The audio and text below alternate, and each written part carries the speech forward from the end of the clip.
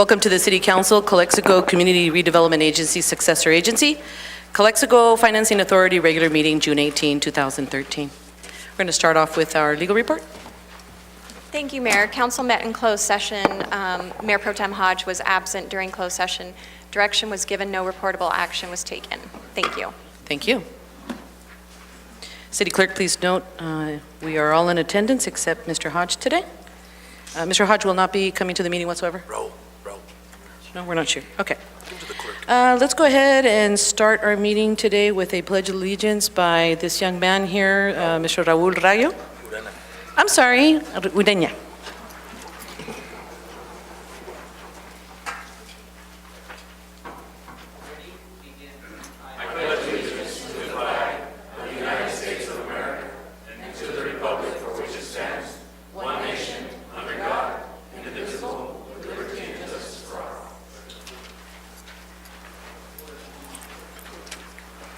May I please have an approval on the agenda?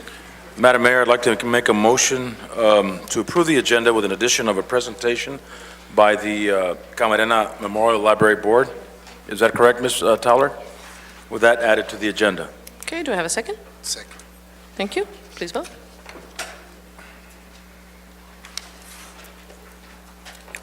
Aye. Aye. Aye. No. Thank you. I would just suggest that the presentation be added under the public comment portion. Yeah, I was thinking. Okay. Okay. Okay, so approval of the agenda with a With that change? let's go ahead and then in one more. Approval of the agenda without the addition, only as stated on the agenda. Do I have an approval? I'm sorry, do I have a first? Do So moved. I have a second? Second. Okay, please vote.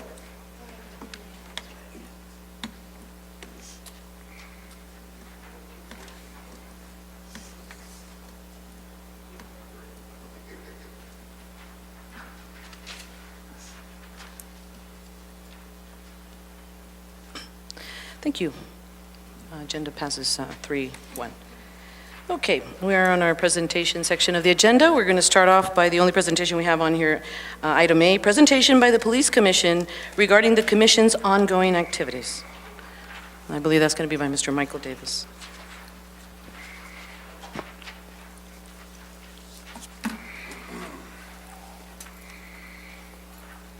Good evening, Council. Good evening. Mike Davies, Chairman of CLXC Police Advisory Commission. Been asked to come up here and give you a little update on what we're doing as a commission and where we stand at this point. This should be quick and painless. Commission overview. The general purpose of the CLXC Police Advisory Commission is to provide a forum for the citizens' complaints brought by individuals against the police department or any of its officers, to praise the department when high goals are obtained, to obtain recommendations to the police department to improve crime prevention, and the department's relationship with the community. The commission goals are as follows.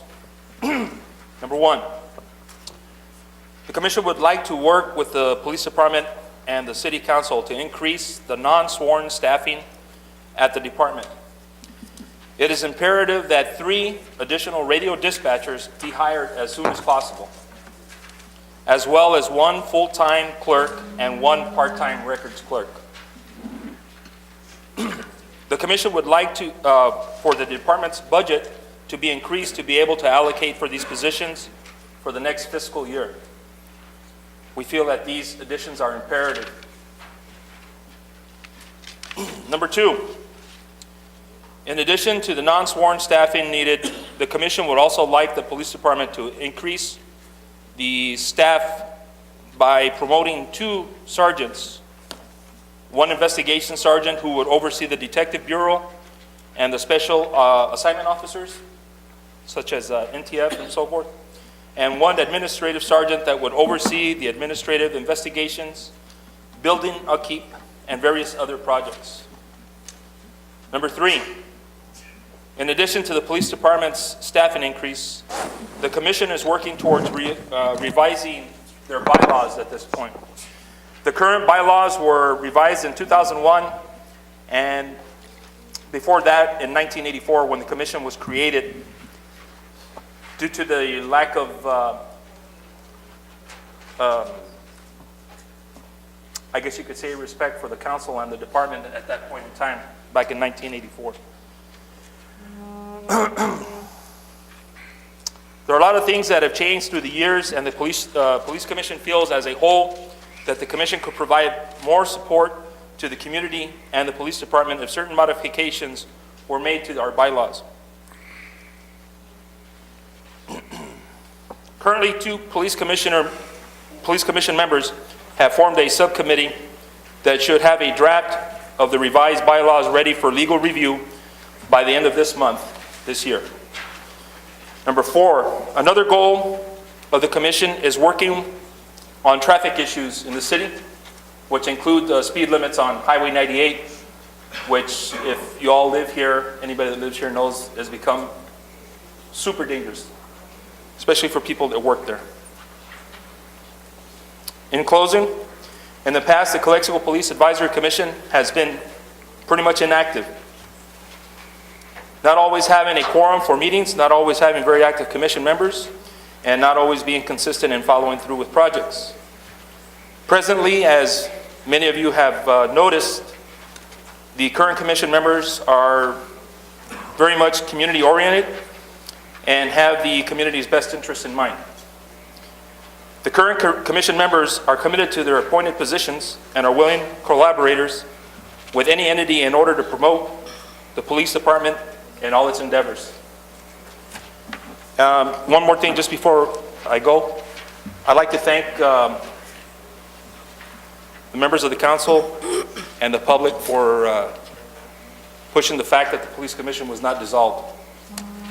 And that's something that we appreciate very much, and I'm sure the citizens appreciate also. Thank you. Is there any questions? Do you have any questions? No. Thank you. Thank you, Mr. Davies, very much, and thank you to the police commissioners for your hard work. And yes, we're very happy you're still here. Okay, that's it on the presentations. We're going to move on now to the announcements, public appearances, and public comment section of our agenda. Note, not to exceed 3 minutes. This is the time for the public to address the council on any item not appearing on the agenda that is within the subject matter jurisdiction of the City Council. The mayor will recognize you when you come to the microphone. Please state your name and place of residence for the record.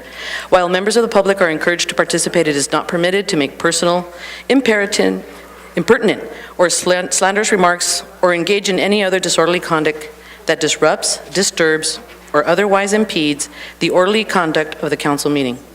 If the item you wish to comment on is a closed session or consent item, please comment now. If the item you wish to comment on is on the public portion of the agenda, we will take your comment when we get to that item on the agenda. Please direct your questions and comments to the City Council. Okay, I only have 4 slips right now at this point. If there's anyone else that'd like to submit a slip, I'm going to ask that you do that now. I do have a question, though, on Diana Cortez. Your slip only says transportation, but we have a couple of items, Diana. ¿Cuál era lo que quería Diana? ¿Quería en el número 12? Ms. Cortez? I'm sorry. Es que es aquí, right here, we have to say what item you're talking about, and you only put transportation, so I wasn't sure. 12? Only 12?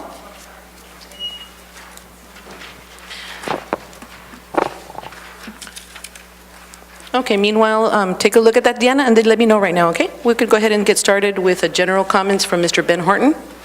Thank you.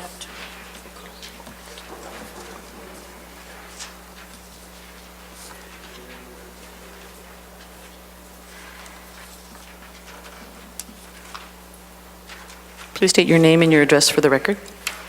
Ben Horton, CLXC, Madam Mayor, distinguished members of the City Council.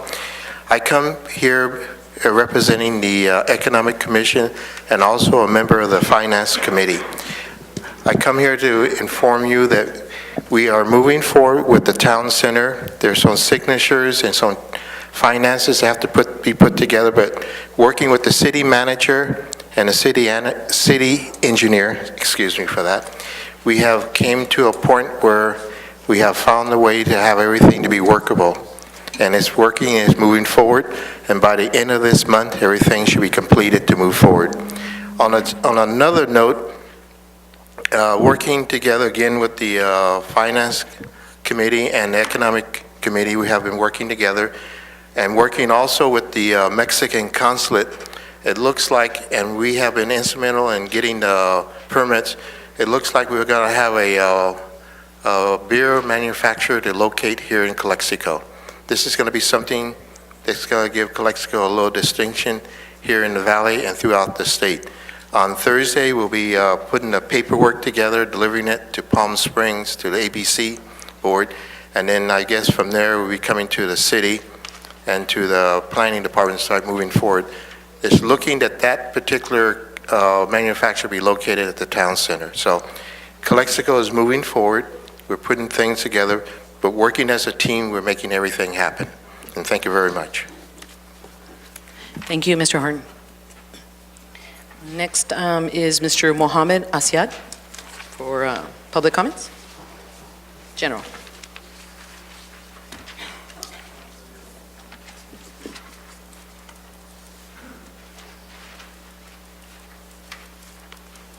Good evening, Councilman, ladies and gentlemen. I'd like to approach the council on a few issues. Our city is we have a lot of things to do for the city, and I think we bring it up in front of you few issues, especially the fees. We need to study the fees for future development. When I was on the Planning Commission, we used to have a lot of development, and we haven't seen very much of a development. We need to lower our fees and find out what is reasonable fees in order to bring more development into Calexico. And Calexico in need of development and, to bring more life into Calexico. And this is a very vital things, because of the taxes and other things that we are really short.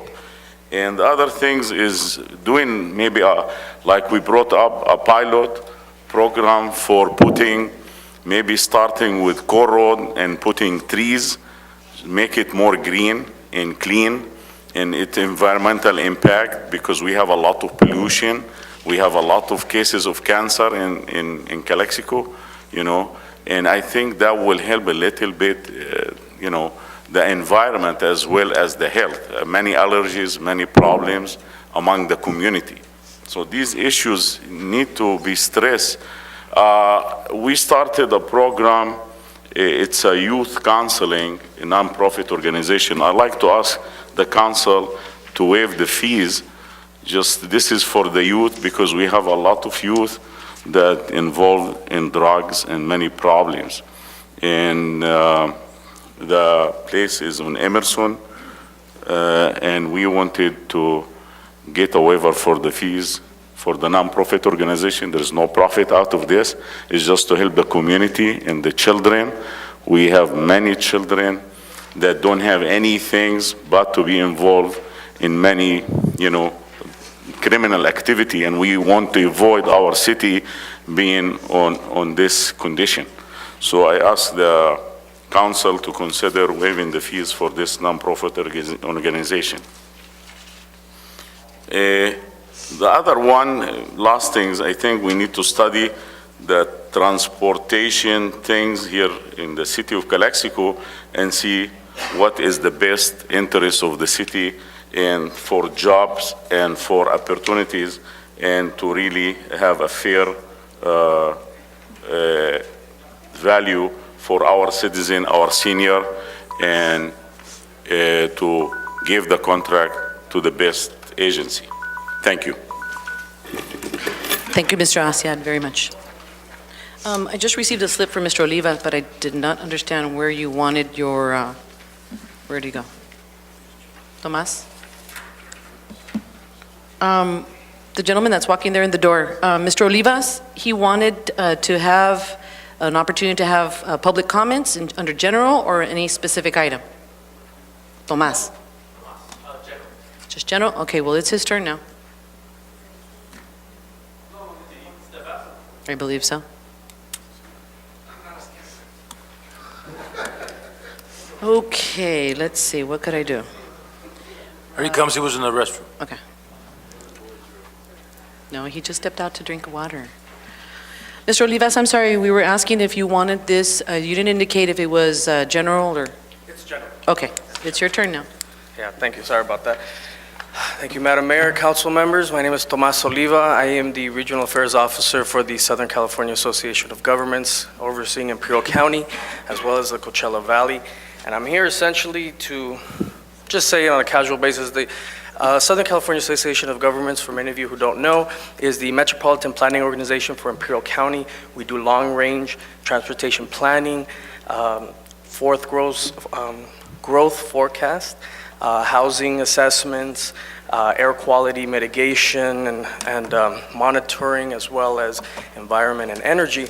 One of the projects that we have and that we do for the cities is we collect data and statistics specifically for each city. So what I did is I went ahead and printed out one copy for each council member, one copy for your city hall, and one specifically for your city manager. This is the profile of CLXC, so it has data and statistics about employment, average household income, average household size, average transportation to employment, and other interesting facts that you may want to use when you and your staff go out for grants. So I just went ahead and wanted to make sure that I brought this for you, and that concludes my comment. Just a question, what year does that cover? I'm sorry? What are those statistics? What year is the statistics The last covering? 2 years. So this was just printed last month. Oh, okay. So it's So it's fairly very recent. Yes. Thank you, Mr. Olivas. Ms. Cortez, did you want to make your comments? General? Okay, go ahead, it's your turn now. You don't want to have anything later? Yeah, you could do that too. So you could do what we want to do now, and then we'll do under another item. ¿Quieres las dos? ¿O te quieres esperar?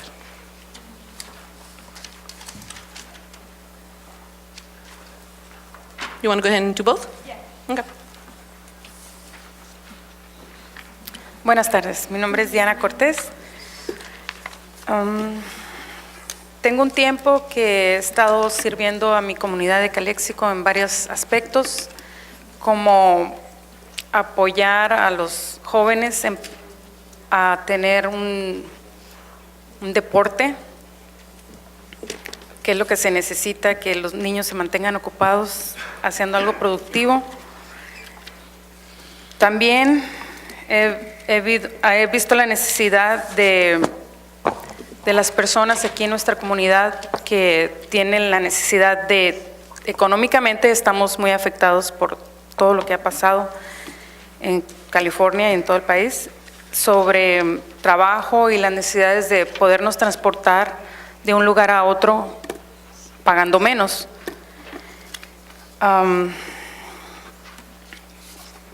He notado y he leído en los periódicos muy malos comentarios que solo he visto que están causando más problemas y malinformando a la gente, en la cual no nos ayudan.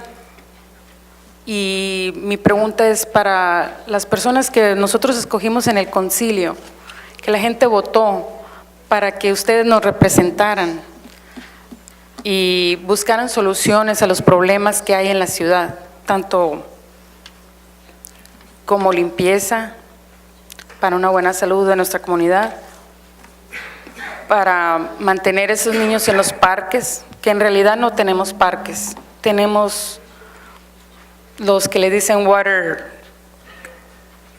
no, los Retention? detention. Ajá. En realidad aquí no llueve, o no sé, yo no he visto que se necesite para detener agua, o no sé para qué es el propósito de eso. Si hay alguna manera en que se pueda hacer parques, si hay fondos para mantener a esos niños en mejor condición, que puedan jugar. Han salido muy buenos jugadores de esta ciudad que nos han representado en otros lugares. Las calles, el primer cuadro de la ciudad, ¿qué se va a hacer? Cada vez está peor. ¿Qué hay con los grants? ¿Qué hay para mejor transporte, para el transporte desde la ciudad de Caléxico? para que la gente pueda tener bases acondicionados. Servicio lo tienen. Tengo muchas dudas que no lo he visto en el periódico, sino simplemente puros problemas, que va a hacer la ciudad gastos para pagar demandas injustas. Necesitamos más que se arreglen los problemas, no que se crean más problemas. Les recuerdo, están ocupando una silla donde se les puso, por los votos, represéntenos dignamente con igualdad para todos y justicia para todos, por igualdad, sin discriminar a nadie. Si se la va a apoyar a una persona, apóyese a todos por igual. Gracias. A ti. Señorita Cortés, dijiste que sí querías en la 12 también, ¿verdad? No? Okay. Okay, now my question is going to be directed now to Charles Brockett. You indicate here about public comments, and this is only if needed. We are at the public comment section. That's what we start out at. Would you like to have an opportunity there, or did you want to wait for item 12? Okay, so I'm going to remove that then, okay? Thank you. Okay, that's it then for our public general comments. We're going to move on over now to our general comments by our council members, starting with, to my right, with Councilman Moreno. Well, the library? Oh! Forgot that. Sorry about that. Now we're going to move on then to give you an opportunity to make a presentation. Good evening, Honorable Mayor, members of the council, and community members. My name is Jeanette Chu, and I am a member of the Camarena Memorial Board, Library Board of Trustees. And I am here this evening to give you some information of the 4 main programs that our library has. This summer, we have the Summer Family Reading Program, which was expanded this year to run for 8 weeks. It included activities for various age groups, such as babies, preschoolers, school-aged kids, teens, and adults. We have separate programs for each age group in order to offer age-appropriate activities that the children will enjoy. This year, we added baby time as part of our family play services. As of today, only the second day of the program, we have the following number of registered participants. Read to Me, which is from birth to kinder, we have 138 participants. Reading Club, which is first through third graders, 120. Reading Club, 4th through 6th grade, 73. Teens, 35, and adults, 5, with a total of about 371 participants. We expect these numbers to go up a lot more during the summer weeks, and the registration remains open until the 6th week of the program. We have daily activities for different age groups. Just to help you get a better picture, this is how it works. At 10:30, we have baby time. At 11:30, we serve a free lunch to all kids. At 2, we have a craft for school-aged kids. And then at 4, we have a teen activity. So as you can see, our library is very busy. Family Place Library, we implemented this program 1 year ago. Since the implementation, we have added early learning play spaces with the library for parents to enjoy with their babies. The program consists of 4 components, which are early learning play spaces, parenting collections, the parent-child workshops, and adding services for this target population. The library is making sure to give parents the tools needed to have their children be ready when they start school. We are very proud of having become a Family Place library. We want to remind everyone that the CLXC Carnegie Technology Center is open 4 days a week. The schedule is Monday through Thursday from 4 to 8. We offer free internet access, 18 laptops for public use, and free Wi-Fi for those who bring their own electronic devices. Keeping this branch open during these tough economic times has been a challenge. We are very proud to say that we have been able to keep it open without additional staffing to the library and despite the staff cuts that have been made for the last 2 years. We look forward to better times when the Carnegie Tech Center will be open 7 days per week. In the meantime, we are doing our very best to serve the community's computer needs. We offer basic internet searching and basic email classes from September to May. We are starting to plan some computer classes for senior citizens that will begin this fall, and we will keep you posted. If you have not visited the Carnegie Tech Center since its restoration, we invite you to check it out. The historic building is beautiful and is helping us bring technology into the everyday lives of our citizens. Finally, we are very proud of our adult literacy program. It is funded through a grant from the California State Library to help adults ages 16 and over to improve their English reading skills in the amount, the funding is in the amount of $19,000 per year. We partner volunteer tutors with adult learners to have one-on-one tutoring sessions. These sessions are learner-centered, which means that the tutor helps the student work on the student-centered personal goals. Goals include getting a driver's license, passing the GED exam, being able to read to their children and help them with their homework, also to apply for a new job, etc. Currently, we have 12 volunteer tutors and 35 adult learners, the students. We also work with other libraries to provide online tutoring via the internet. Some communities have more tutors than learners, so we use special software to connect those tutors with our students. And currently, we have 7 online tutoring pairs. This program has been going on for over 10 years. We encourage anyone with a couple of free hours a week to volunteer as a tutor. We will train you and get you started in changing someone's life through reading. And in closing, we want to thank the library staff for the wonderful work that they do every single day, and Director Sandra Toller for her tireless efforts to bring new and innovative programs and services to our library. We also want to thank Measure H for the special funding they allocated this summer to make it more enjoyable for the children of CLXC. It is our firm belief that together we can make a bigger difference, and thank you for your time. Thank you. I just have one question. On the tutors, is there an age limit? The age is, for that program, is 16 and over. To be a tutor? To be a tutor, I believe it would have to be 18 years of age. Mm. And there's a process, an application process and an interview to go over what it entails. Okay. Any questions? No, I think it was a good presentation. That was very nice. Thank you. Thank you. Have a And good thank you to your staff, Sandra Toller, amazing staff for getting all that done and under such limited resources, right? I have some Thank you. questions. Oh, you have some questions for them? Okay. Yeah, wanna- I think we have a library has a lot of activity right now. But last year I saw the library hall is not open to the public. They are not using it, but they not let the public using it. And I believe that one is been fixed this year. So anything library has some action. I mean, the activities there, of course, the public cannot use it.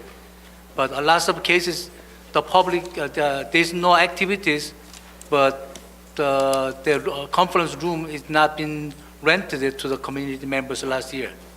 And I believe this year they are opening. I'd like to make them clear for the people can know when they're not using it, they can use the rooms. I can answer that. I believe that what Mr. Kim is referring to is that during the summer activities, which is the middle of June till August, we do not loan the multipurpose room at the library to anyone because we have to set up constantly for all of the programs. So sometimes even if it's not reserved from 6 to 8, we have to get ready for the morning program. And because the meeting room is in the library has first priority. So for those 2 months, we do not loan it. That's, I think, what he's referring to. And it's because of the time it takes to set up and get ready for all of the things we do during the day, we just take priority over its use. Just For the those 2 months, yes. Okay. It's to prepare. Thank you for that explanation, Sandra. And thank you, Mr. Kim. Do you have any other questions? No? Thank you. Thank you. Okay, going back now again to the general comments by council members. Once again, Mr. Moreno, would you like to begin? Yes, I have a few rather. I'd like to congratulate Mr. Javier Gonzalez and the Kennedy Gardens Neighborhood Watch for doing an outstanding job Last Thursday, I attended an event at Espinosa Park. Very impressive how that community has come together and cleaned up its parks. He's got a very active group that has had graffiti abatements that continues throughout the year. I believe that the Kennedy Gardens is evolving into a model neighborhood in the city of Calexico for other neighborhoods to follow. I don't know what the secret is. I guess it's a lot of hard work and a lot of people coming together, a lot of families coming together. They had a celebration, and they honored Mr. Daniel Gutierrez, who has worked many years with the city of Calexico, and he tirelessly continues to help cultivate appreciation toward our parks system.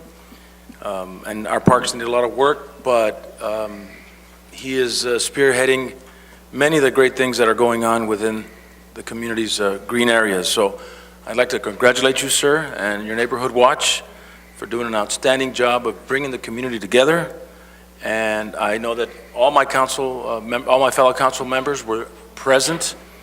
You had food, you had drink, you could have had entertainment, but you had Bill Hodge. It was an outstanding afternoon, a little warm, but that's the reception that I got when I got there, a very warm reception. So thank you, Mr. Gonzalez, thank you, Mr. Gutierrez, for that.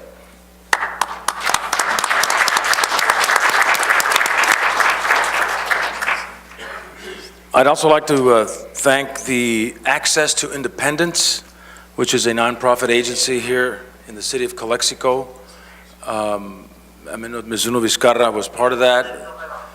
They had a job fair, which was well attended by many people from the city of Calexico. I believe it was last Thursday, if I'm not mistaken.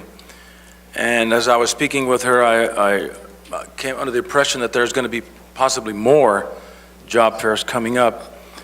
We saw some of the prisons were there, other law enforcement agencies,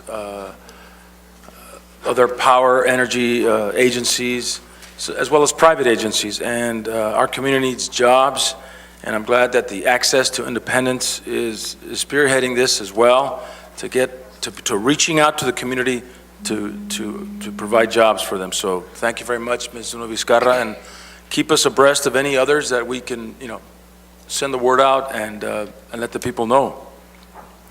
And on a more somber note, one of my students at my school met his demise in a drowning accident at the All-American Canal last Monday. And I know it's a sad note. I know that I've been in contact with the chief of police. He's been informing me on what daily activities public safety is doing to locate this young man's body. It's a very sad day at our school site. We have counseling available for some of the students that may need grief counseling in that respect. I applaud the efforts of public safety. Hopefully, the IID can work closely with all the other agencies. I think they've been doing the best they can. I know that Mr. Kevin Kelly and Mr. Kuhn and Ms. Galindo have been collaborating with our public safety, as well as Border Patrol and other law enforcement agencies, fire department, police department. I know that the waters down there are treacherous, and I know we have an outreach program for the elementary kids. I think it's high time that we gear a program for our teenagers. They think that they can swim out there, and from what I understood and some of the information I'm getting is that the currents down below are 30 miles an hour, which is, in my book, extremely dangerous. And I want to see if we can maybe get together and outreach to the community in the future for teenagers. I know that they have been not really involved in it because it's geared to the younger, but they get older. I don't know if they forget or they don't take Dippy Duck seriously, but I think our community needs that, and maybe other ideas from the IID that could help protect our youth. So I thank you, Chief Gerardo, and all your staff and all the public agencies that are out there searching for this young man's body. Thank you. Thank you, Mr. Moreno. Mr. Kim?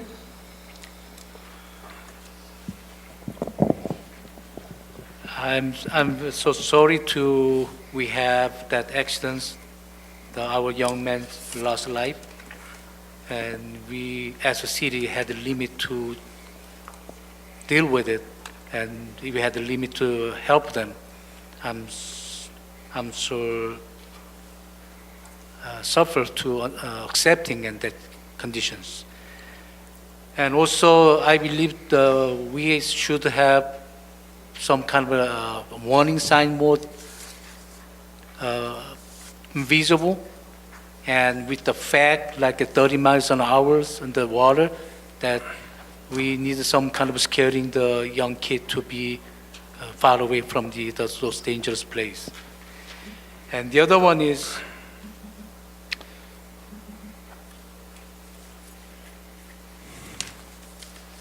we have good news.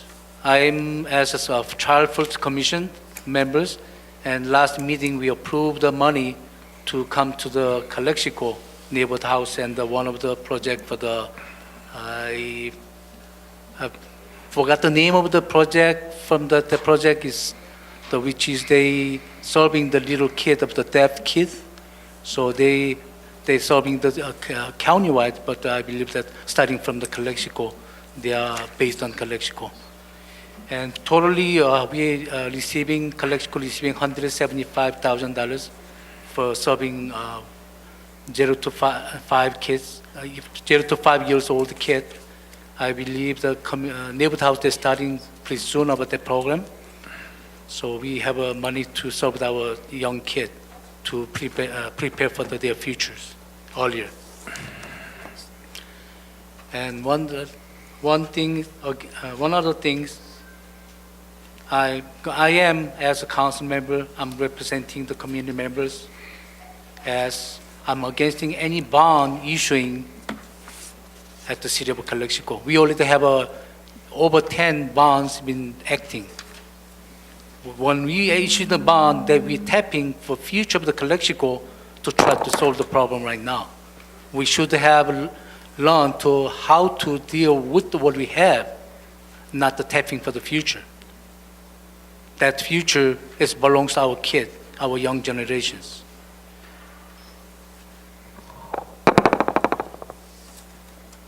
Thank you. Thank you, Mr. Kim. Mr. Castro? Yes, I would like to thank Police Department and all the agencies, especially IID, Border Patrol, and Sheriff Department for the issue with Placencia kid. I approached the family, and I gave them the condolences related to that issue. And it's never too late, but I think we need to start working with some sign in all the American Canal, especially here in CLXC, because the canal is passed through CLXC, and I know that it's everybody's responsibility. IID, City of CLXC, Police Department, Sheriff Department, Border Patrol, but we need to start. Never is too late, but we need to start working like some signs, like something similar than neighborhood watch.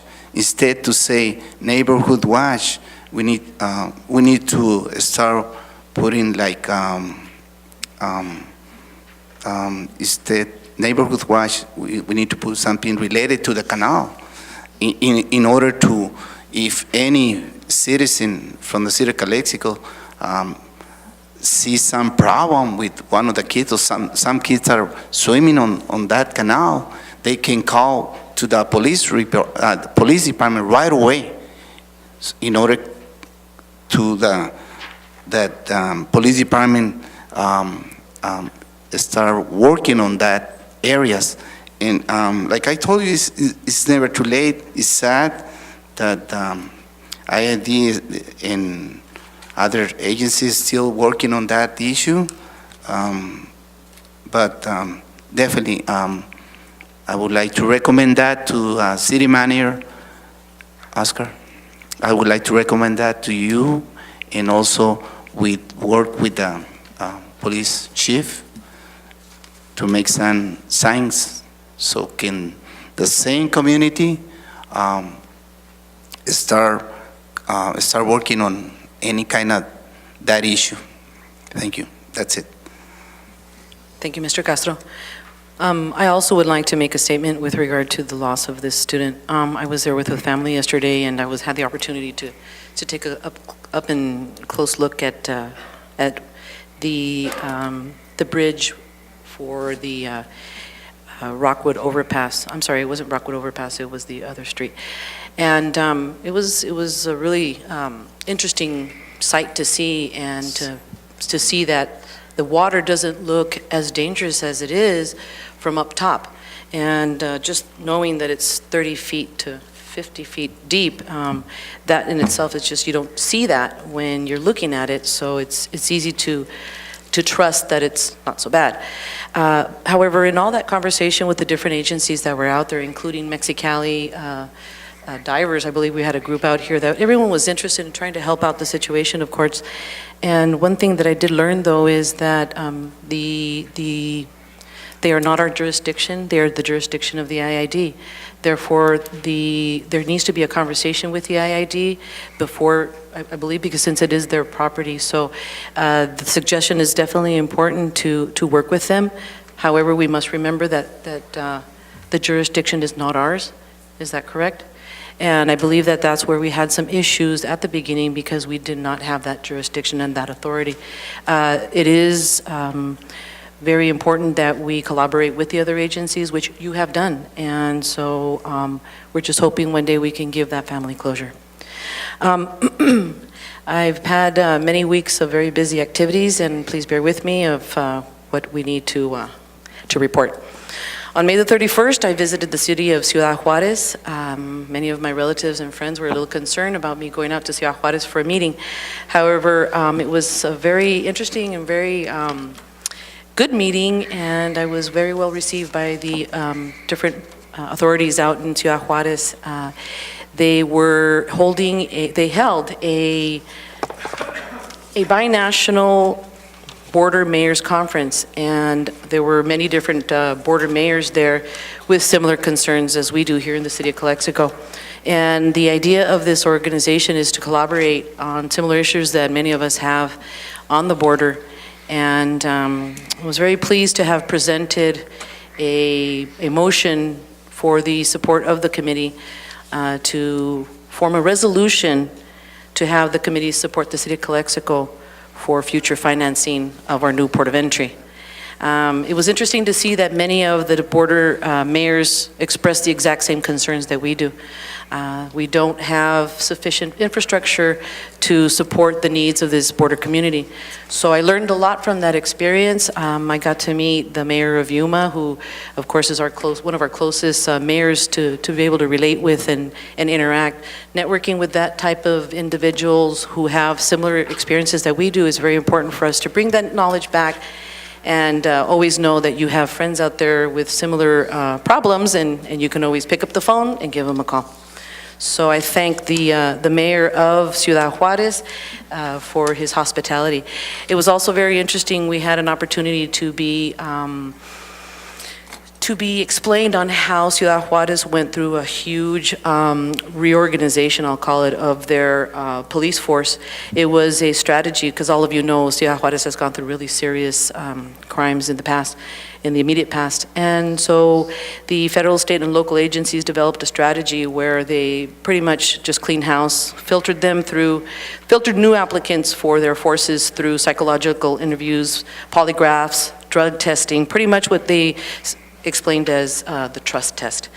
And they also went through training in their local schools, so they ended up with a brand new police force, and it looks like it's working for them. They held a huge event for us in a public park with about 70,000 visitors, and I felt safe, I really did, and so learned a lot from that experience as well, and that knowledge was a great experience to have.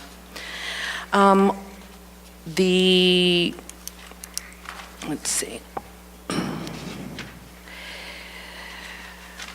On June the 8th, I assisted the Catholic Charities. I think you forgot something. On June the 8th, we assisted the Catholic Charities in a fundraiser. They asked me to be the MC for a fundraiser for their men's shelter that hopefully soon will be having a new construction. They're going to go ahead and completely remodel their men's shelter, and they had a very successful event. I wish that more people would have gone to that. It was really nice. And so I do appreciate them asking me to do that with my first experience. One thing that we forgot to mention wasn't Lucha Libre the same day? So congratulations to the Adrian Cordova Foundation and to the CPAL for the event. Wasn't able to make it because I had that prior commitment, but I understand it was a lot of fun.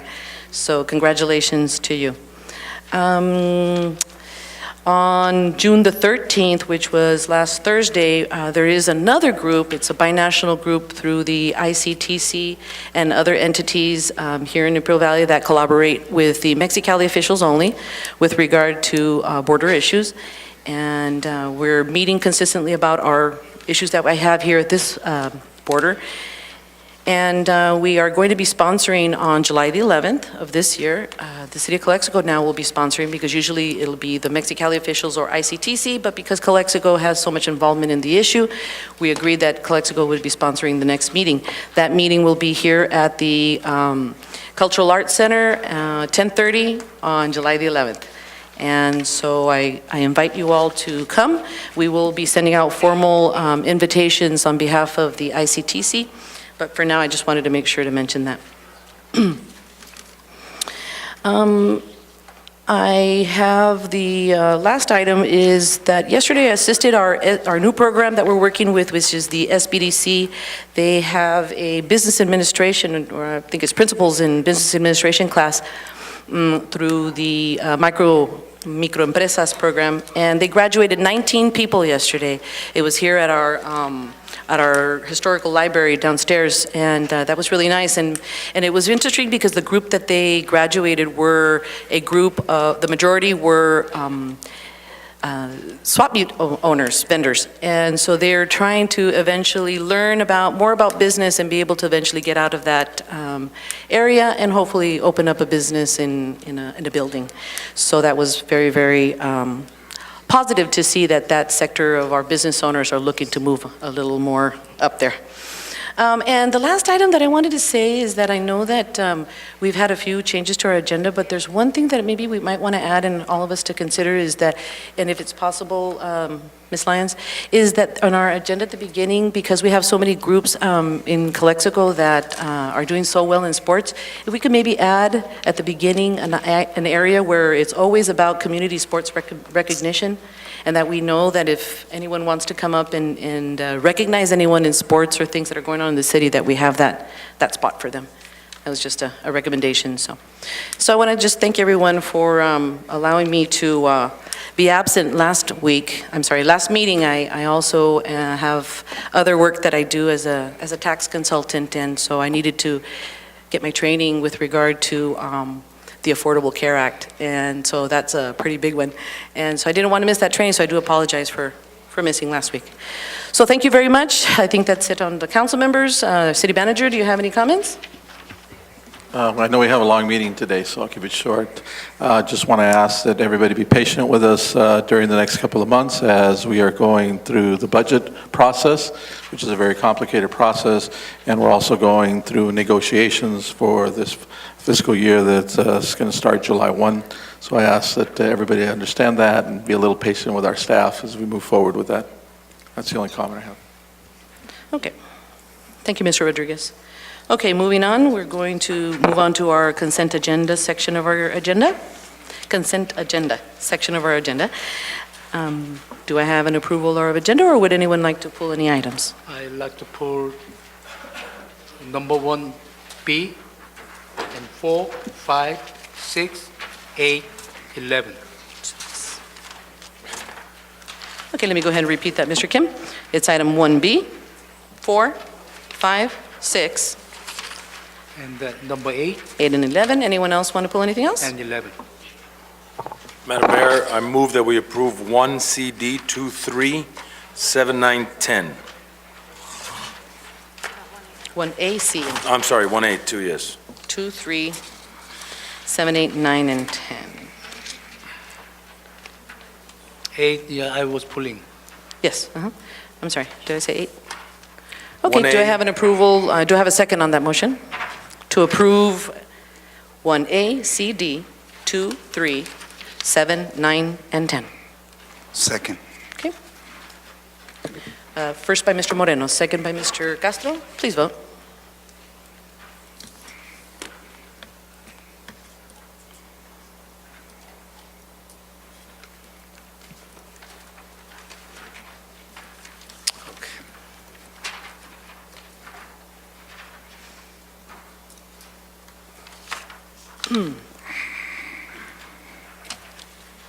Okay, thank you. Motion passes 4-0. Okay, Mr. Kim, you wanted to comment on item 1B? B, actually, that was impacting all those 4 of them, A, B, C, D. Excuse Is that me. only we making resolution to pull the money from that grant? That is correct. Every year, we have to pass a resolution in order to be able to obtain the money. That's all it is. So then it's nothing to making a decision to spending on what, nothing? No, sir. Okay, thank you. That's all I needed. I make the motion to approve it. Second. Motion by Mr. Kim, second by Mr. Moreno. Please vote. And this is for the approval of item 1 completely.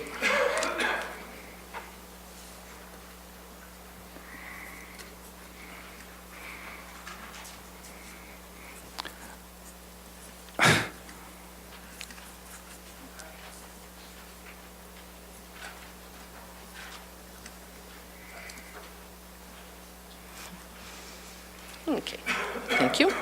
Okay, moving on to item number 4, Mr. Kim, approval of a resolution of the Council of the City of Calexico to adopt a continuing budget for the fiscal year beginning July 1st, 2013, and authorizing the expenditure of funds by the various departments. That's item number 4. Would you like to make a comment on that one?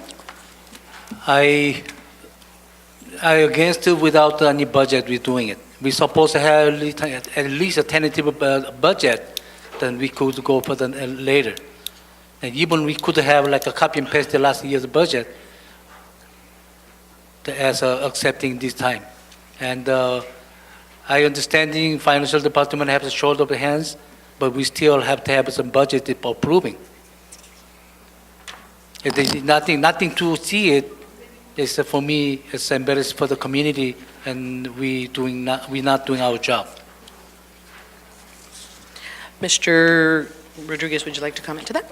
What this item is a continuing resolution, budget resolution, which allows us to continue to spend funds based on the level that we had in 2012-13. As I stated earlier, we are in the budget process, we are in negotiations. Typically, what we like to do is bring a budget that is complete with all the negotiations. Last year, if you recall, we also adopted a continuing resolution as we were moving forward with negotiations. And I believe it was in September when we adopted a budget. We had still not finished negotiations, but we adopted it with that exclusion.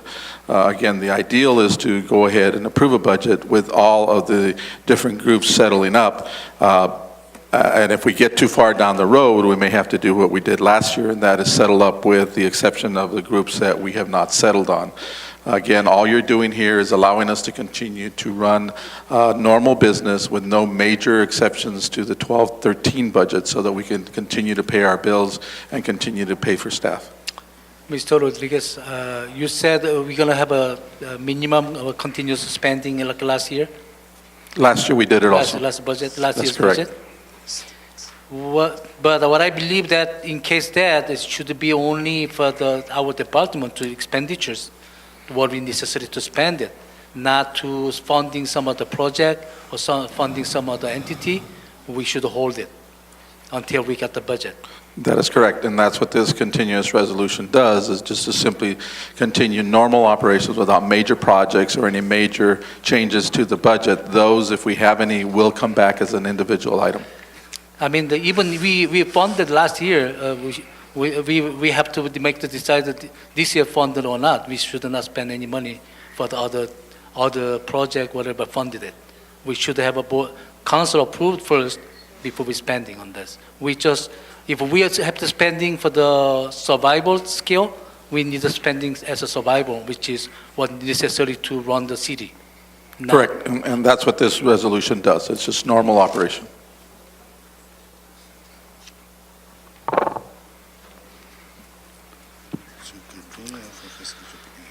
I make the motion to hold a special meeting for the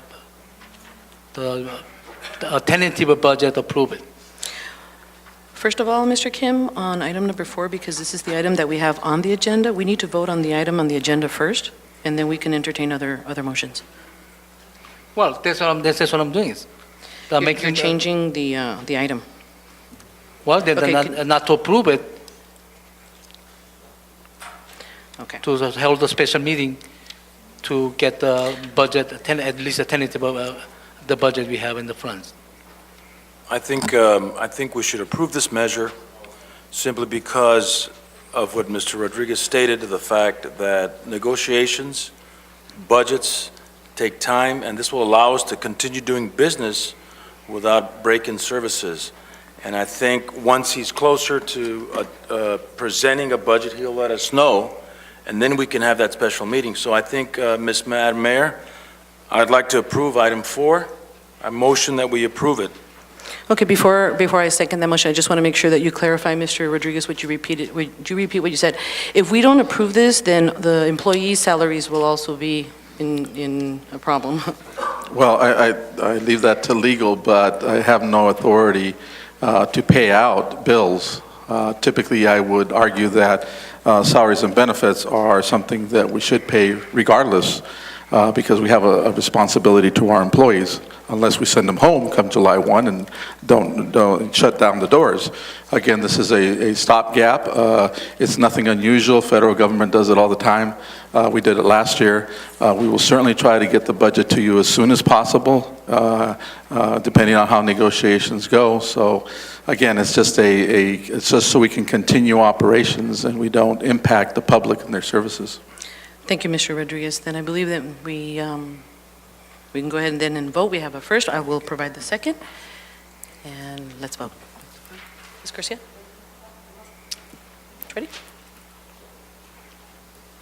Well, we still have time. Today is 18. We still have time to make the tentative agreements, tentative budget. Oh, voting. Yes, sir. Wow. We have a first and second. My motion wasn't considered as a call to second either. I believe it died for the lack of a second. Yes, it did.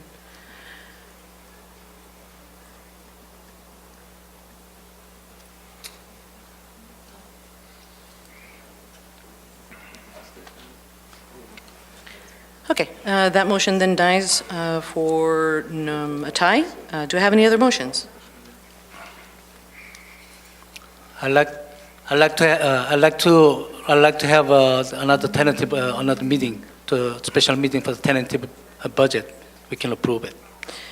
May I ask a question with regard to that motion? Mr. Rodriguez, the motion that Mr. Kim is talking about having a tentative budget, can you have that quickly? I'm going to have to, my finance director is saying no. Okay.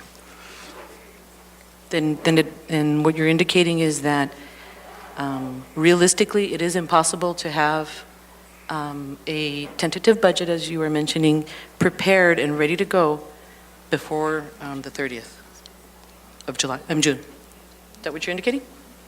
That's what my finance director is saying, that we cannot have a tentative budget by then. I think we need to consider that, Mr. Kim, that the request that you're making may not be realistic at this point. What if I move that we perhaps put an end date on this? As far as the extension? Yeah, 30 days, 45 days? We would request 60 days, Okay, since the but hold last on. time I I'm know it sorry, was 60 days. Mr. Moreno, I'm sorry. He did initiate a motion, and I asked a question so that we can have a little more information on the motion that he just made. So would you like to continue on that motion? I believe that, Okay, I'd like- okay, the motion that you made was about a tentative, we just had a little bit more information. Is there anyone that would like to provide a second on that motion? I'd like to amend the motion to, it's for the secure city. I'd like to make the motion to, amend the motion to 60 days to extend it for the minimum city usage only. I'm sorry, didn't understand that. What you're indicating is that you'd like to modify the motion that is, I'm sorry, the item that is here, item number 4, by adding a wording that indicates that this would be only a 60-day extension, but at the end I didn't understand what you said. Yes, for the minimum city needs only.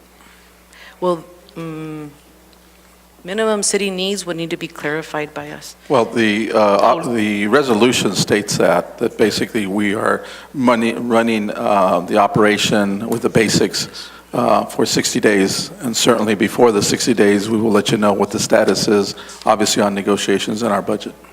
Yes. Okay, so as far as what you just stated at the end of your motion is already taking care of the resolution? Yes. Okay, so would you like to then you're only adding then the section about the 60-day deadline to what's already here? Yes. Yeah. Do I have a second on that? Second. Okay, first by Mr. Kim, second by Mr. Castro. Would you be able to do that in 60 days? We certainly are going to try. I All don't right. control negotiations, so. We have a target, okay. We'll be obviously reporting to you on a meeting basis and let you know where we're at. Thank you, sir. In the spirit of getting this done. Okay. Gabriela? Do apologize, something's going on here with our board. It's a mind of its own. Okay, thank you. Motion passes 4-1.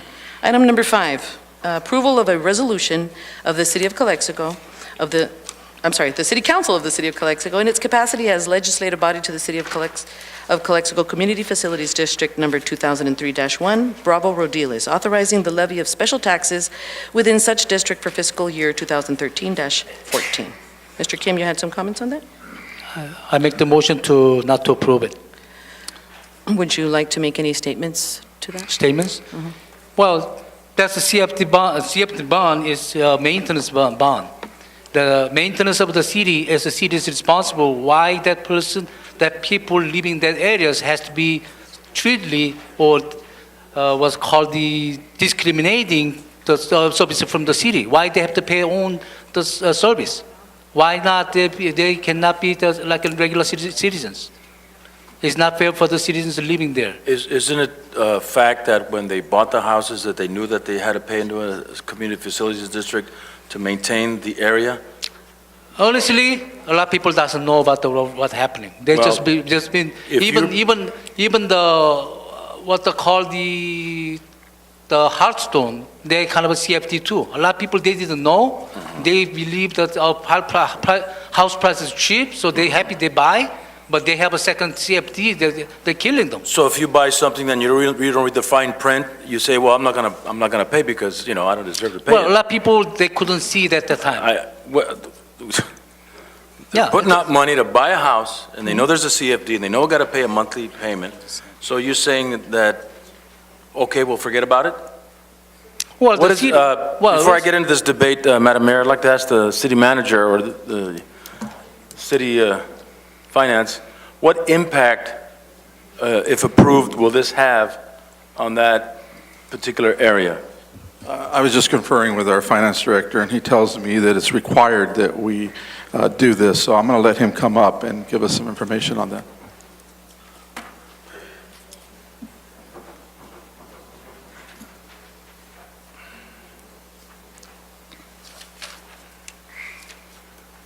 Good evening, Mayor, members of the council. The CFD is part of the Mello-Roos Act. Mello-Roos Act, when it came into existence, required when properties became part of a community facilities district, that when they bought the property had to be noticed that the property was under a Mello-Roos Act, so nobody goes into a community facilities district without knowing that they're a part of one, that their property is liened for whatever period the CFD goes for, whether it's in perpetuity or for some number of years, doesn't make any difference, but the property has to be responsible for paying all of the taxes, all of the maintenance, all of the, if there's a bond on it, it pays for that as well. There's no choice. And an engineering study is done every year to develop the maintenance fees and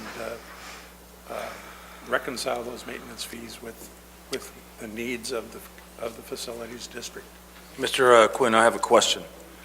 If I were to purchase a house in an area that was not part of a Mello-Roos, how would that differ from purchasing a house in an area that is Mello-Roos?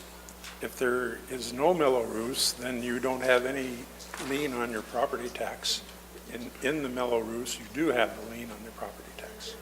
So if we don't approve this item, what happens next? It's potentially put into default, Which could lead to? which could lead to somebody losing their house. And you probably wouldn't be able to sell your house with a lien on it, until you cleared the lien. So we as council members need to protect the homeowners in a sense by continuing with this particular levy tax? The Community Facilities District is recorded, and it's recorded with all the properties in it, subject to paying the tax. And the tax is generally for maintenance and/or capital improvements. And so on a house valued at, what are houses valued over there, 250,000, how much would that impact a family on a monthly basis? It could vary. That's hard to say. I've seen them where police and fire services are up to $1,000 a year in addition to the valuation tax that's on them, and some far less. In our area of the Bravo Rodiles, The fees that are on this are $265 or $267. right, a year, A year. which equivocates to under about $20, $30 a month? No, it's not even that much. Oh, it's 200 a month. Okay, I'm sorry. You said A year. a year, 260. That's what I'm saying. Oh, excuse me. So $265 a year? Yes. Okay. I have some question for the lawyers. That if we don't approve this one, the CFT bond is going to be dissolving. So which is we're not collecting any more CFT taxes. So that means the relieving their liabilities. So they're not losing the house. Actually they are relieving their liabilities for the CFT bond for the future. So you're misleading us, I believe. Would you tell us about the legality? Oh, no, I have not researched this facilities district or the implications of the council not approving it. So if the council is considering not approving it, unless there's some deadline, I would suggest that this be continued so that an analysis can be given to the council about what happens if you don't approve it. I was just informed that this doesn't include bonds that were issued, so I'm not aware. Essentially, you have an advisor that provides the city advice related to this assessment district every year. We would want to consult with that advisor to figure out what happens if the city says they're going to stop levying this. This is an annual thing. It's been done since 2003. It was a requirement as part of when the developer came in to develop this property, the city put this as a requirement of the development. If the council is now considering changing that requirement to something that has been levied annually, this is not Hearthstone. We don't get this confused with Hearthstone. Yes, I this is a different one. And so that would be my suggestion, because I don't have a legal opinion as we sit here. I wasn't asked to research what happens if the council does not approve this, but I can certainly do that if it's continued to a future meeting. Okay, But I don't normally, know what timeline we're on with respect to when this levy has to take place. Madam Mayor, I'd like to add that if the CFD doesn't pick up its own fees, then the city's going to have to do it. well, actually, the city is also responsible to maintain the city street and the city. Why we have to collect the money from them? Well, it's if we dissolve this the CFD bond, which is their house owners, they are relieving their liability of the CFD. Actually, this one is we didn't borrow the money to pay that payments. This one is only we collect the money to spending money that for the consultant. We have an advisor. We have to pay them the consultant too. And second, we're gonna spend money for the maintaining the street and the condition, parks and condition. Cordoba Park is like a very they're not taken care of well. And actually, I don't know about how we spending their money first, and second, why we have to, citizens, they have to pay for that. A while ago, Mr. Moreno was saying they already know when they buy. That's true, but they didn't know what the realities that are happening. Mostly CFD bond, the legally that creating for the public benefit, for public facility. For example, fire stations or police departments. And so like a public utility to provide from the CFD bond that they were issuing. Now we're issuing something else.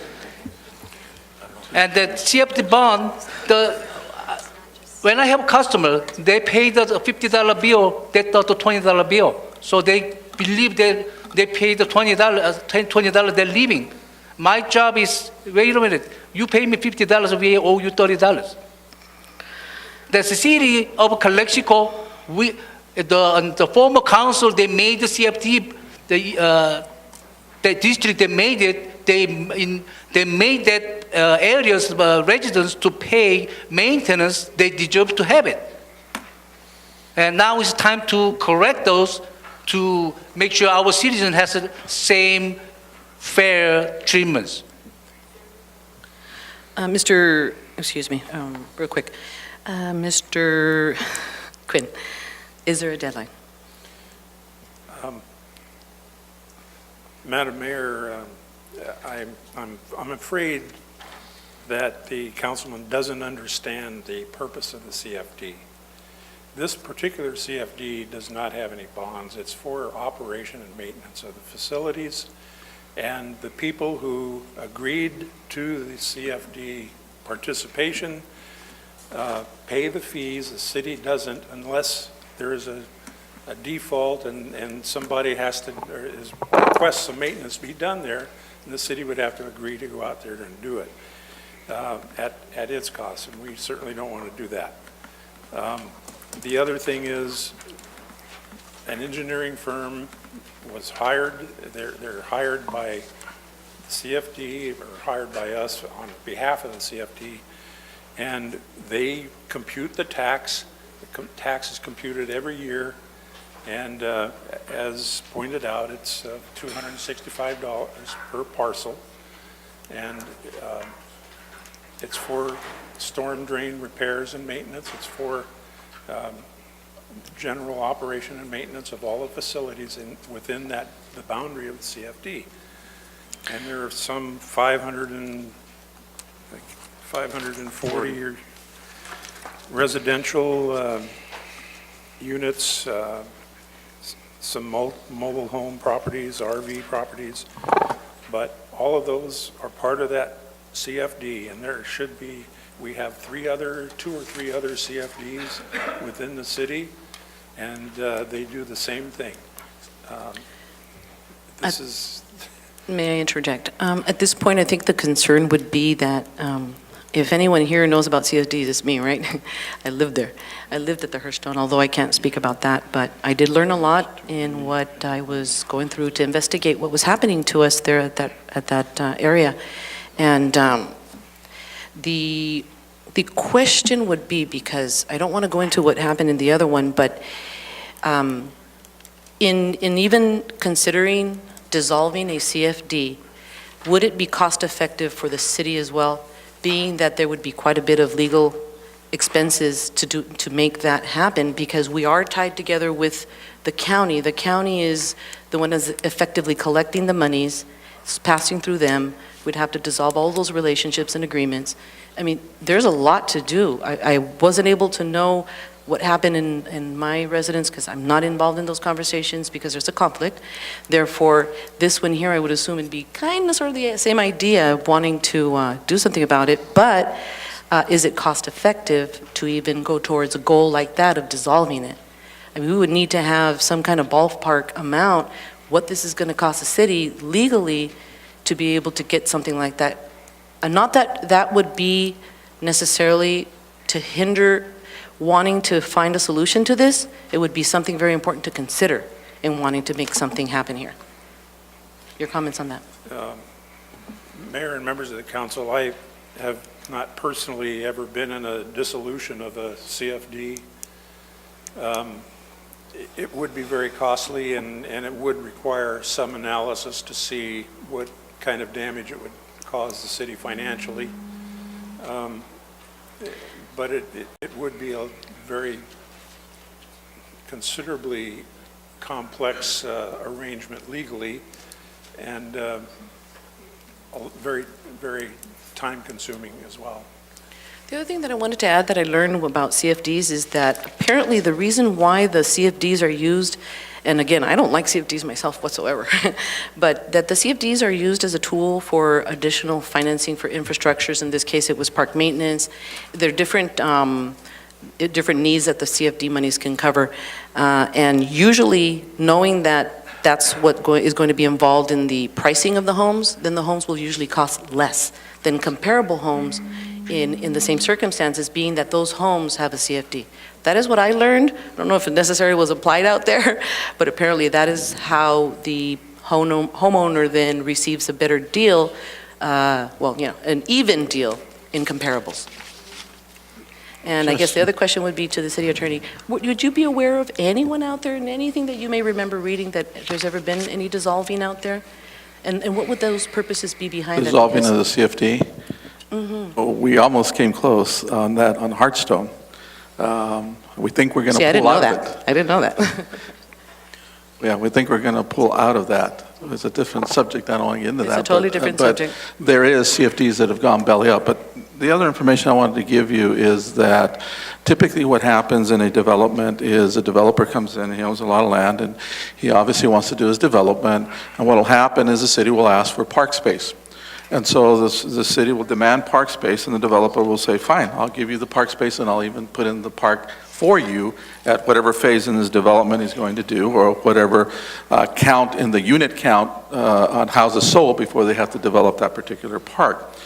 What will end up happening is the city will come back and say, well, I don't have money to maintain that park once you put it in. It'll be really nice when you put it in, but who's going to maintain this thing? And then the developer will provide for the CFD, because remember, the developer is the owner of this property, and he has all the votes. So then he will suggest we can do a CFD. If the city doesn't have the money to pay for it, then I will allow to put a CFD on my property. I have the votes. We go through a process of an election, of which obviously he holds all the votes because he owns the land, and that's how you form the CFD. And so that's kind of the process that you go through to form these CFDs. And there's two kinds of CFDs. There's a maintenance CFD, and there's another CFD for construction, such as a CFD that we're looking for improvements when we improve major improvements.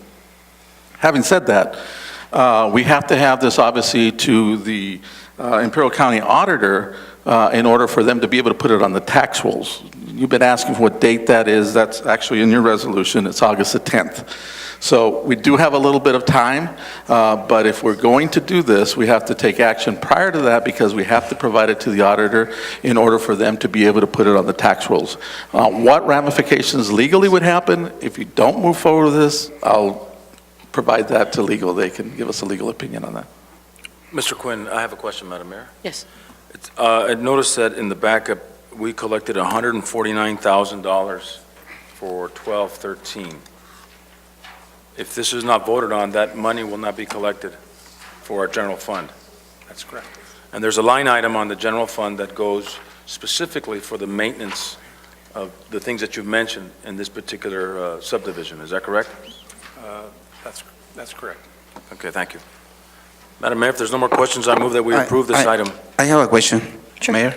Go ahead. Yes, I understand, Mr. Quinn, exactly what's going on with that CFD. You already explained it to us.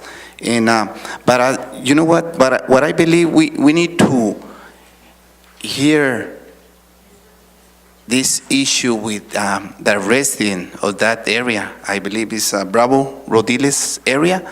We need to hear them, what exactly are they willing to pay that? Because CFD is part, like the mayor mentioned, Moreno mentioned, Oscar mentioned, is there a park on that area that's part of the CFD to maintain parks because there are also 1, 2, 3, like 4 taxes that the city of Calexico tax to those property owners.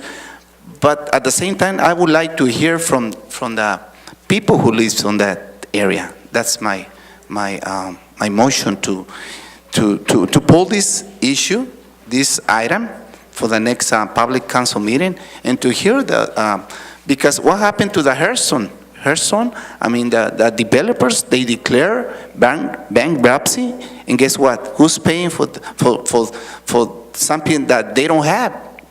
They pay for parks, they pay for other facilities, and this, I mean, the CFD continue to charge to collect them from them. So I would like to hear from for the people who lives on that area. That's what I need to consider. I don't know about the I think rest it's of really the council. important, though, Mr. Castro, to clarify. I think it's really important, though, to clarify to the public that the two CFDs that we're talking about, the Hearthstone and the Bravo Rodiles, are completely different purposes. Correct? Yes. They're completely Well, different nothing- purposes, This item and would they... just be Bravo Rodiles. I'm sorry? This is just This is, dealing we're with only talking Bravo about, Rodiles. But the reason behind why the CFDs were structured was very different in one area to compared to the one we're speaking about today. The one we're speaking about today is only park maintenance and some other smaller things. It wasn't infrastructure and things like that happened out there. This is a maintenance CFD, specifically to... Yeah, for specifically maintenance. On this one. And so what's a little concerning is that when homeowners go in and purchase a home, they're signing contracts.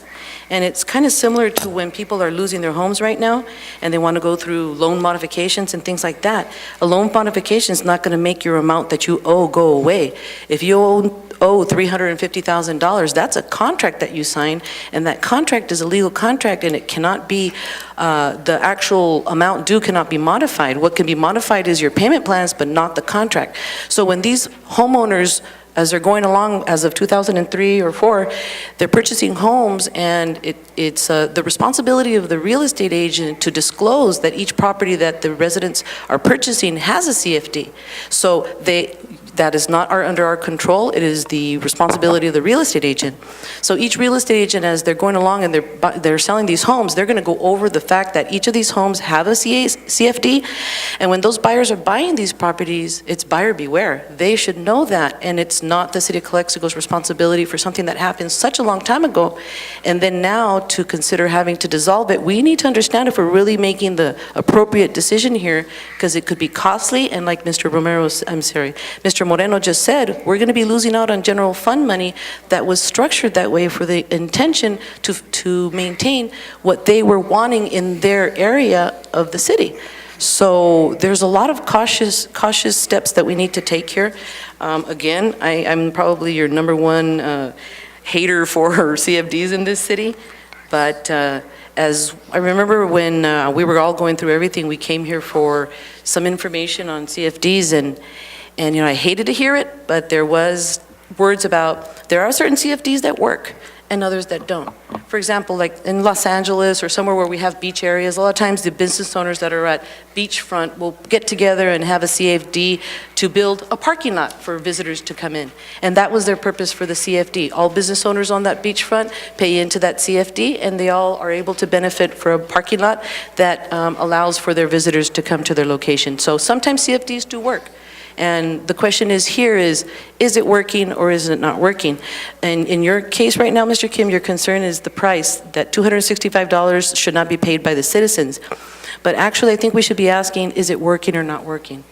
Yes, And I so- believe you have a good point. It's not working because they already have the same service like other cities have it. They don't have a special service in order to get the CFD bond. Let's say that house been what's called flooded, so they need to be big major fix that areas. They need to raise the money CFD bond. Yes, because they're getting service for that bond, the money for that areas only. But this one, the service for the community, street and everything, that's a regular cities, the responsible to who we collect that money from the regular property tax. And why we have to charge them double? It's not fair. If you look at the map that's attached to our documentation, there's a CFD boundaries, the area that the CFD covers, and it is this section that we have here on the map.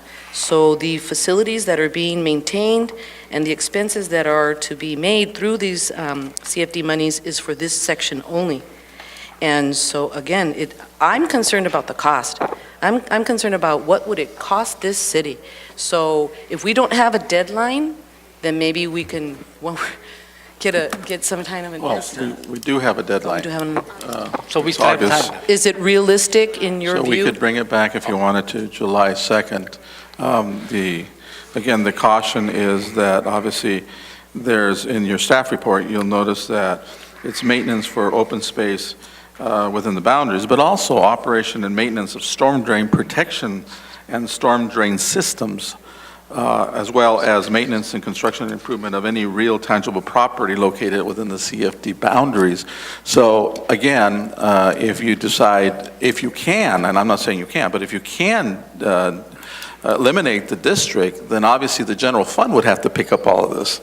That's And right. so it's a big hit to the general fund. That's why it was structured this way originally, was because the general fund did not have the money to maintain this park that the developer was going to put in. Madam Mayor, I have a question for city staff.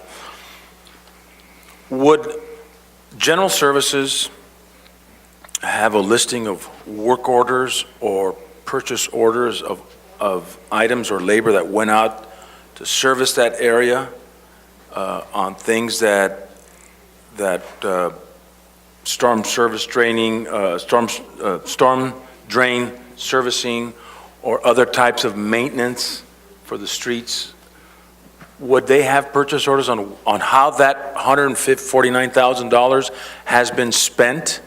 Maybe if Mr. Kim would maybe take a look at that, that would maybe justify the fact that perhaps maybe there is services going on out there rather than stabbing in the dark and looking at it black and white, work orders, purchase orders, anything that has been done out there in that area. Councilman Moreno, before I turn it over to Mr. Servine, this was an engineering study and they have a methodology for making the calculations. Okay. It's very clearly within the limits of all of it. Okay. Legal requirements. And I believe that, but I want to understand Mr. Kim's reasoning, since it's pretty difficult sometimes, but seeing it in black and white on what has been done, if that $149,000 has gone to provide those services on the intended levied tax for the year 12-13. Just if, I guess a quick answer would be, we should be able to provide that. Obviously, the park is being maintained, there is watering, there is cutting of the grass, there is maintaining of the property, so there's expenses that are going into the property. So we should be able to pull those expenses out. I mean, if we're gonna continue this, maybe we should have that information at the next meeting in July. Ms. Lyons? Because I know, excuse me, let me finish. Because I know that my guess, if I flip a coin, will end up 2-2 on this vote. I mean, I'm a gambling man, so, you know. Okay, so Mr. Kim, I'm sorry, did you want to make a I comment? just wanted to make clear that the money that is collected by the city has to be spent on this purpose. So you said, the park is beautifully maintained. This money is required to go for that. The city can't just put it in its general fund and use it for other purposes. Right. It's being collected for a specific purpose, is being used. If the CFD goes away, as the city manager said, then the maintenance, that would be something that would need to come out of the general fund, and then the council would make decisions about where it wants to spend the money, and does it have enough money to spend to maintain these. I take feel on like, this- I feel like I'm dumb here, because that service, we do all the citywide. We, all citywide, we're doing service, the park and street, we're serving all the community. They don't get them special treatments. They don't put some gold in the road. They are same service to me. Our Madam Mayor, city is I call for responsible I call for the question on this item. the I think we've debated enough. Either we vote on it, take action, or we continue it to the next meeting. Okay, Mr. Kim, did you want to make a motion? I make the motion to not to approve it. Didn't you want to table? Did you want to table? No. Okay, Mr. Kim is offering to not approve with no tabling. Do I have a second? Second.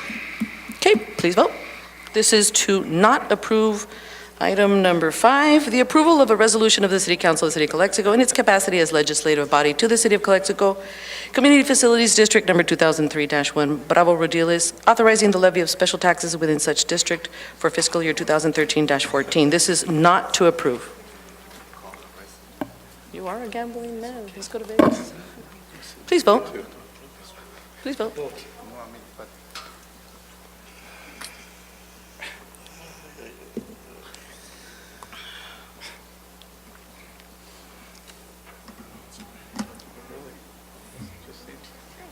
Motion Do you see this Not to motion? approve, motion to not to approve it. Want me to repeat it? Yes, will you please? This one says approval of the resolution, but Mr. Kim's motion was to not approve this resolution, Yes. but with no tabling for later. So not to approve means like a green, yes means like not to approve So it. this, there it is, 3-1. Red means like approve it. Okay, hold on, I want to make sure that Mr. Castro understands. Yes, I need to hear the motion again, please. Mr. Kim, would you like to repeat your motion? Yeah, I made the motion to not to approve these CFT tax resolutions, Okay, and with no tabling. no tabling.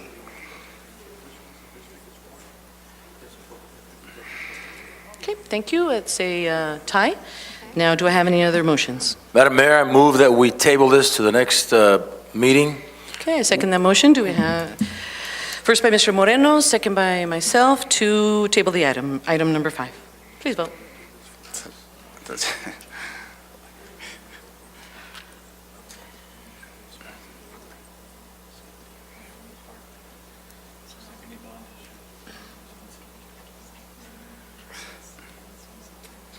Okay, motion does not. So who's going to come up with the 150,000 that the general fund is going to be short next year? It's the city is The vote, responsible. I'm sorry, the motion does not pass as we have a tie.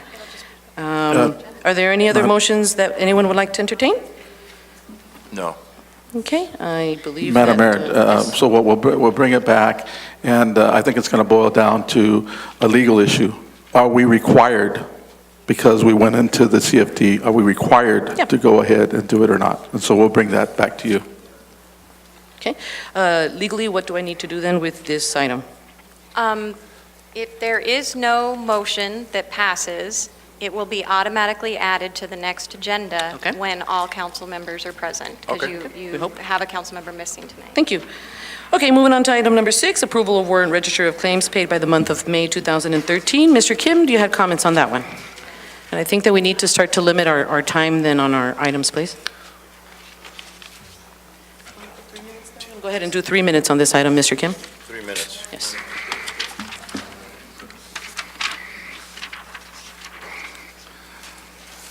Which number is that? Number 5? 6. Which number is that? Right now, 6. he's on number 6. Number 5 was tabled with no vote. And number 6 is where we're at right now. You have 3 minutes, Mr. Kim, on number 6. Page 1. I see the $10,000 to the pay to the Chamber of Commerce.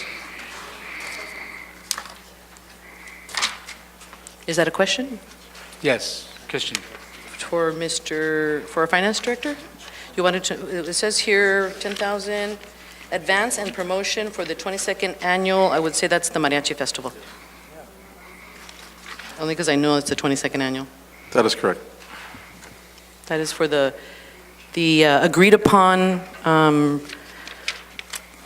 funding that the city and the Chamber of Commerce have agreed upon, and I guess this is one of the installment payments from that agreement. I'm saying that without even being sure, but I'm pretty sure. Is that correct, Mr. Quinn? Yeah, that was my questioning. I'm sorry? So we paid for $10,000 for the Mariachi Festival. We approved the last council. Yes. By the last council approved it. Okay, thank you. Is that all? The other one is page 5.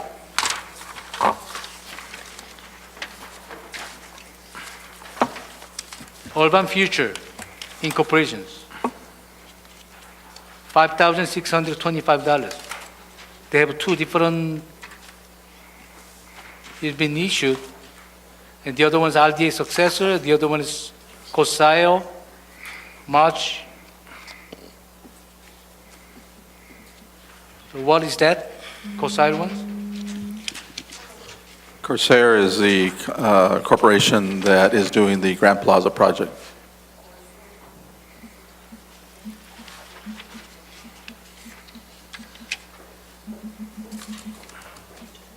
Yeah. He's on the clock. Was that, I'm sorry, you're asking a question? Yeah, I'm asking a question, what is that? Is we pay for the Urban Future. Well, you want to answer that? That's either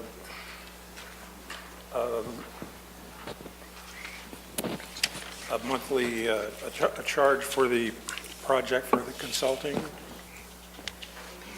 I believe the COSIO, that one is the mega park? No, that's Corsair is the Grand Plaza Plaza. project, and if you will recall, we have a reimbursement agreement with them. Grand And Plaza so project. that is what, we pay it, and then they're supposed to reimburse us.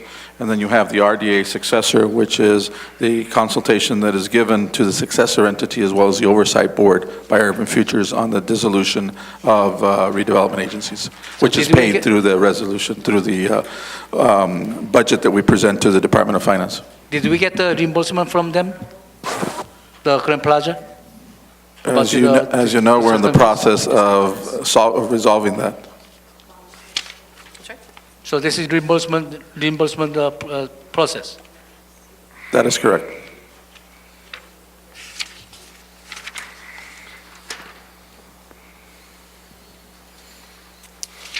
Well, so I think since we are kind of a long meeting, I'm going to be skipping the questions.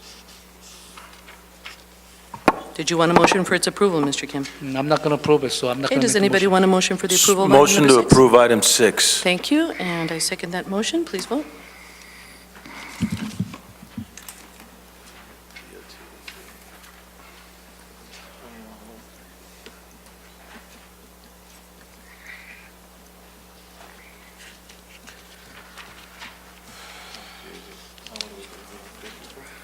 Okay, do I have any other Might as well motions? just pack it up and go home, huh? The concern that, we're going to have to add this to the next agenda No because business getting done tonight. the concern is that these people aren't going to get paid.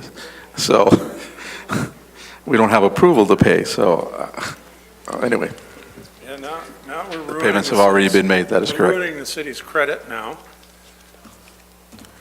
Please tell us what else we need to hear when we come to these circumstances of not agreeing on what we believe is, well, first of all, we've already gone through this quite a bit about asking these general questions directly to the finance director and receiving the answers. And when I believe there are serious concerns and we do need to be concerned in certain circumstances. But as far as being on a consent agenda, many of these items are routine items and they are continuously placed under a consent agenda consistently throughout many different cities because they are routine.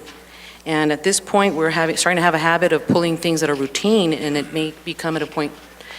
It's obvious, Madam Mayor, that Mr. Castro and Mr. Kim do not understand the ramifications of not approving this item. And I wanna hear believe that Mr. Quinn has a point, that people don't get paid and our credit goes bad. That is not good for our city of Calexico. So Right, I believe, gentlemen, that- urge them to reconsider their vote and approve this measure. Otherwise, people aren't going to get paid. I believe that. Enough is enough. I believe that, I think Mr. Hodge said it once, don't throw the baby out with the bathwater. You have many, many payments happening every month from this city. It is a huge responsibility of many, many monies coming through this city. And to hold up business as usual because of concerns of only a few items, that may not be the way we should be going. Mayor? Yes. Yes, I would like to hear Mr. Quinn. What did you I wanna know you ask? have to say something. You want to say something? Oh, I was asking. Related to the... Yeah. to That this what issue. would please tell us the ramifications additional so that we can learn and hear from your experience and knowledge, please. To not let the warrant register go means we have to hold these checks up, or if some of them have gone,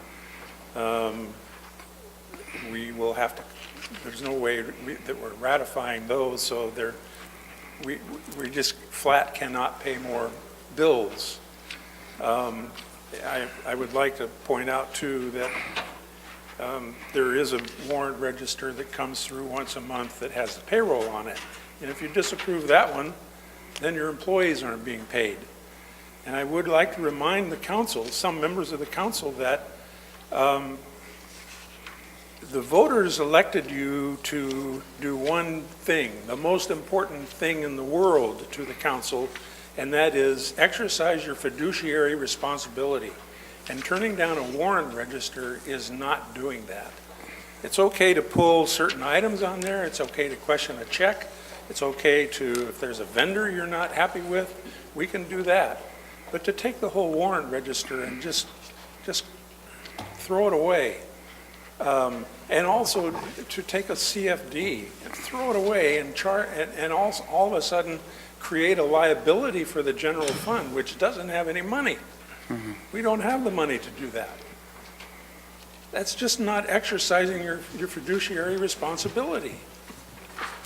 Madam Mayor, if I may, I'd like to see if Mr. Kim and Mr. Castro could reconsider their position on this item, and perhaps maybe we can vote again and get back to business.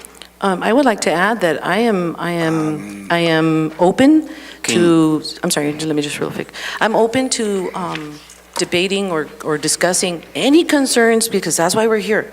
When we have concerns, because we've had them all the years that we've been here Yes. working.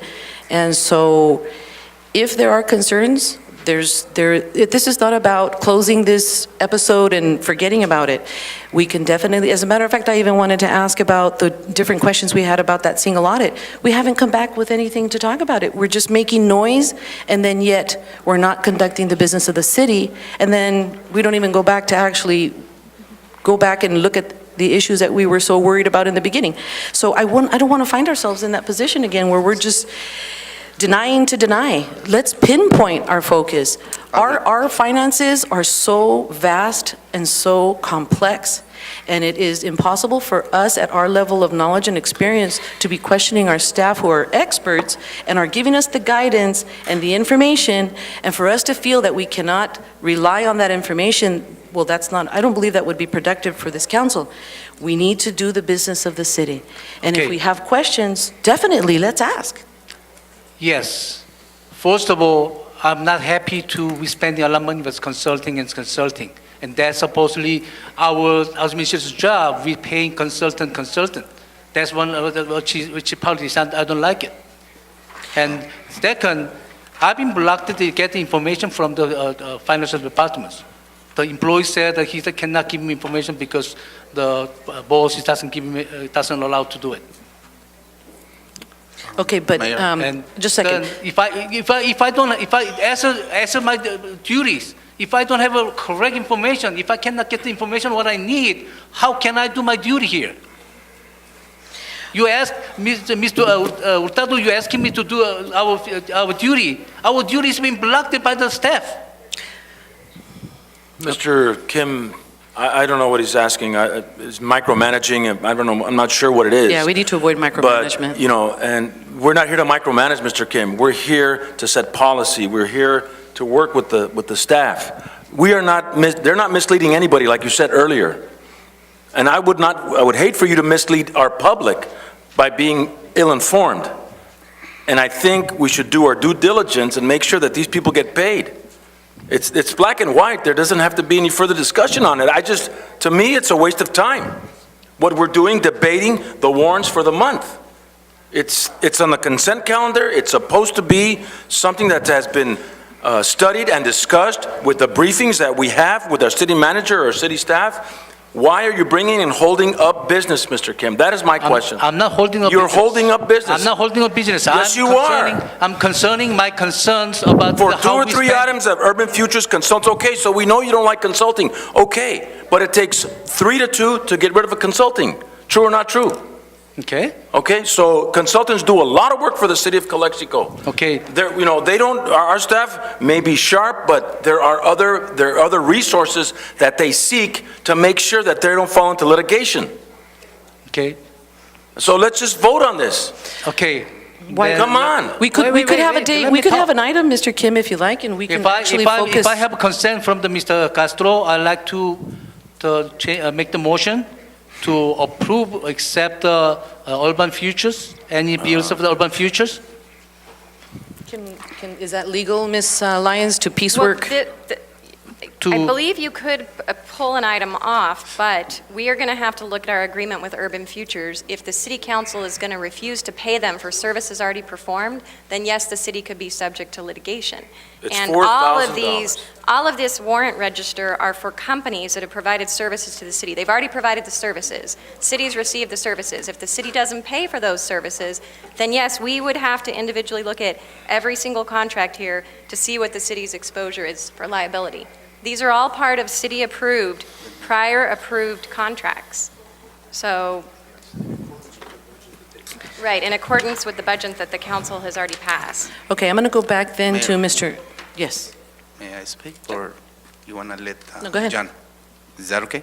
Go ahead, John? sir. Go ahead, Mr. Okay, Castro. well, I agree with Mr. Kim that I'm against the consultants. We pay a lot of money with the consultants, but I want to reconsider my vote today in this item because we know we need to pay those bills. And I know there's, Mr. Kim, I know there's some other avenues to work in order to either, I don't know how to control or to work with the city manager and see exactly what's the expenses are too high from the consultants. And that's the reason I want to reconsider my votes. And I'm not against my colleagues, I'm not against you, Mr. Kim, but at the same time, I believe we need to move forward. And you have a good points, my colleagues, they have a good points, but we need to make some payments, and we need to move forward. Thank you, So, but remember, at the same time, there is some others avenue, we need to work on that, Mr. Kim. Most definitely, Mr. Castro. That's why I changed making motion No, to pull out the urban futures payrolls and approve the rest. It's not recommended, though, Mr. Kim. Our legal advisor is indicating to you that we may be subject to legal liability if we were to do that, and that is something we also have to be very careful with. Madam Mayor, I call for the question, and I'd like to approve this item number 6. Okay, I have a for the first. warrants. I have a first by Mr. Moreno. Do I have a second? That approved it, but that one it's been tight. So We have a- we we need to have- make them I believe Mr. Castro has reconsidered his position on this, so I'd like to make another motion to approve item 6 for the approval of the warrants. Okay, do I have a second on that motion? Okay, I'll second that motion. Please vote. And this motion is to approve the warrant register of claims paid for the month of May 2013. And most definitely, Mr. Kim, we need to talk about consultants very soon. Maybe a report from our city manager or something. Thank you, Mr. Okay. Castro. Thank you. Motion passes 3-1. Okay, next item of our consent agenda the next pulled item is item number 8, discussion and/or action of approval of the Measure H recommendation on funding of summer recreation programs. You have a comment, Mr. Kim? Yes. I believe the Major H funded it about $140,000. And I got here, I got a call from the parents. We've been charging, since the city funded the program, they charging $30 for the students. $30, $60 come out. And we should not charge the kid to be in the program. We already funded the money.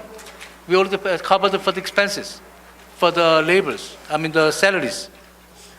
This is not for salaries. I believe this is for the use of the facilities, the buildings. There needs to be some offset cost. Every city, I believe in the Imperial Valley, has recreation programs. I know I take my son to El Centro to play basketball, and for 8 weeks, he's in a program that they charge me $60, okay? And they play inside a facility. So there's electricity, there's water usage, what have you, and I think we've been doing this for many, many, many years. $30 in the 7 weeks comes out to $4 a week. And we also have lots of free programs. Well, And there are also free programs too, and I think we should continue with the program set forth by Mrs. Towler, because I think she's done her due diligence in itemizing all the costs, all the labor, all the facilities use. So let's move forward. Why hold up? If we're going to hold it, you're setting back a recreation program for 2 weeks, which is critical for the summertime. Well, I'm not If we don't vote on it. wait, I'm not trying to hold him back. Well, you're trying to give everything for I'm trying to free. make the issues to try to reduce the fees. Reduce the fees. Yes, because if they're There's a charging the lot of fees- free items on there. Okay, The city has to make some money. There has to be some revenue as well, Mr. Kim. You're a businessman, aren't you? Your kid is lucky have a wealthy father like you. You are well doing your We all make choices, Mr. Kim. This is not about making choices. They can pay it, but some of the kids even $10 they're hard for them. All right, whatever. Oh, when I was young, I didn't have a father like your wealthy father. Well, yeah, right. Okay, so we need to consider about the kid. That is program supposed to be to serve all the kids they can affordable. I'm trying to make the issues to adjusting the fee to be able to afford for the kid. If you could come back to this council with a mathematical solution where the math makes sense and not just the statements, I think that this council then can possibly join you in your thought process. But right now, as far as just stating that we should charge free without taking into consideration financial ramifications of those kinds of decisions to this department that works so hard with such little as it is already, what would be the detrimental effects by just saying you want to do the reduction to the public, but what are you doing to the administration? That is something you got to balance, and I think that we need to take into consideration facts, mathematical facts, for us to be able to really take that into consideration, and like the other issue we were just talking about, and see if it makes money sense for the city of Calexico as well. Well, mathematical facts, as Mr. Rodriguez already told me, about cost us about $20,000 for doing the program for the city. Is that correct, Mr. Rodriguez?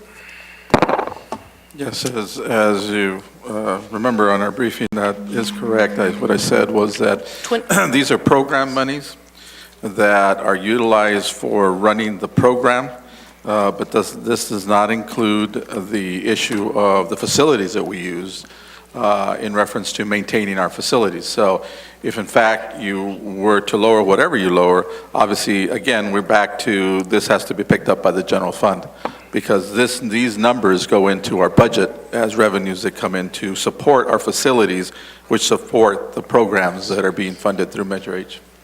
Anything we can use the forfeit funds for that cover for the expenses? We can use what, I'm sorry? Forfeit funds. Forfeiture funds There is, from the- forfeiture funds, you can only use a percentage of the forfeiture funds. Yes, I understand that. So I don't know, we obviously, the biggest issue with forfeiture funds is we never know how much money we're going to get. So that's always difficult, and even in our budgets, we try not to budget very much, even though we know we're going to get some, because we don't know. We don't know. That is all based on drug trafficking and how many cases are happening and whether our agents are involved or not. So to place the future of the community based on asset forfeitures, I think it would not be well-founded. But can it be used, a percentage? Yes. Is there any chance can to reduce the fees? Ms. Towler?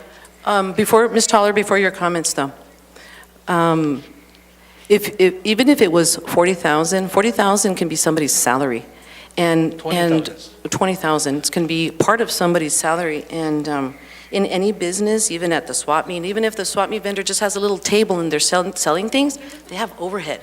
And that overhead, you can't see that overhead, but it exists. And so if we take from here, we're going to have to take from somewhere else. And something like that needs to make mathematical sense to someone like myself, that I'm going to look at everything, all aspects. How one decision here is going to make a difference over here. That's very important for the decisions that we're making here at City Council.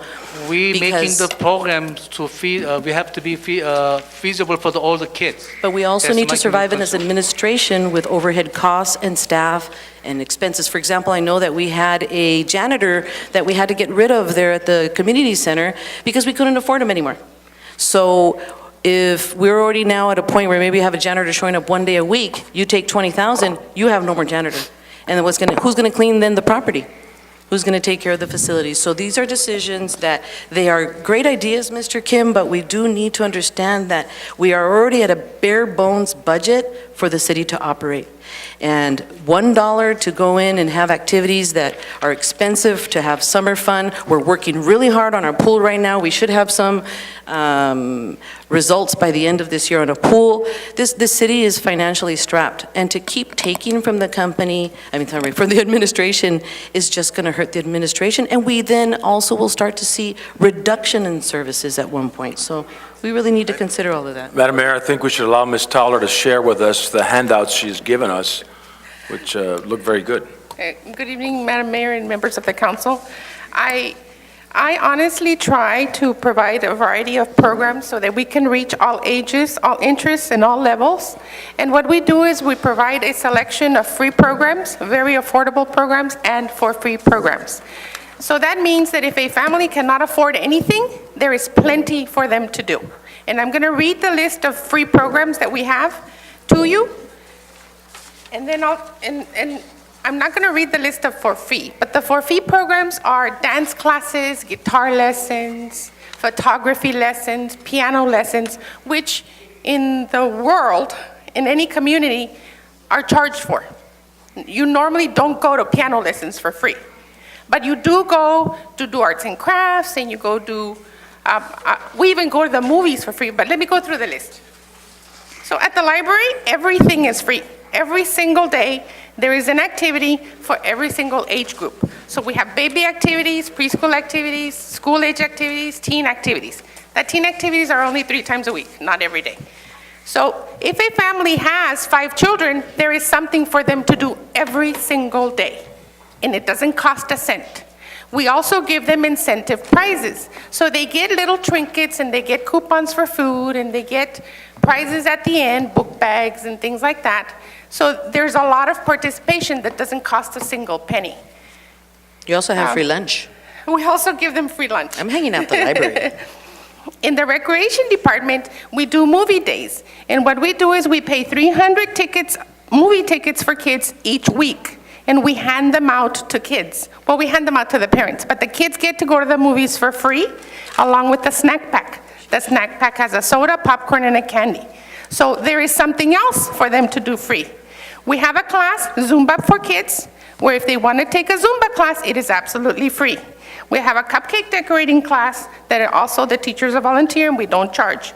And then we have family Zumba for families to come and participate free. For the seniors, we have a whole variety of activities, aerobics, arts and crafts, bingo. Alborada is a morning program where they come and read the paper and do crossword puzzles and drink coffee. Noches Bohemias is where they come in the evening and they get to sing and dance because that's what they like to do. There's yoga in the morning, yoga in the afternoon, there's crochet. We visit every single senior citizen site. We send the aerobic instructor and we send the arts and crafts instructor, and it doesn't cost them a penny. So all of the seniors can participate in all of the programs for free. Very affordable programs, which means we charge $1, are the Fun Family Fridays. Those are scheduled for 8 weeks during the summer. Activities at the gym, we charge $1, and I'm gonna tell you that mostly we charge for crowd control and behavior. Because when it's free, the kids don't care. They don't behave. You just kick them out and they don't lose anything. So if you charge them $1, it makes them reconsider, like, oh, I don't want to get kicked out because they're going to take my $1. So it helps us. And when you have 50, 60, 70, 80 children, you need all the help you can get. So it's just $1. And then the senior holiday events, we celebrate Father's Day, we celebrate everything, but in the summer it's Father's Day. So we charge them $5, and we serve them dinner. So that's very affordable. They get to dance for a few hours, and they get a full dinner. So that's all the very affordable and the free. I think that if you have a family that cannot afford anything, there is plenty for you to do. And we should be promoting that. One of my goals is to get people to understand or to get people to accept that if you say there's nothing to do in Calexico, you're not paying attention, because there's a lot to do, and there's a lot to do that doesn't cost anything. If you want your child to take piano lessons, if you want your child to take guitar, then we're charging $30. Most programs, some of them are a little more expensive. Most programs are $30. The program is 7 weeks, so that's about $4 a week. And then in August, we're planning a Try It Out, which we've been doing for the last 2 years. And the Try It Out program is 3 weeks where we sign up all the children for free. So in August, they get to take all the classes for free.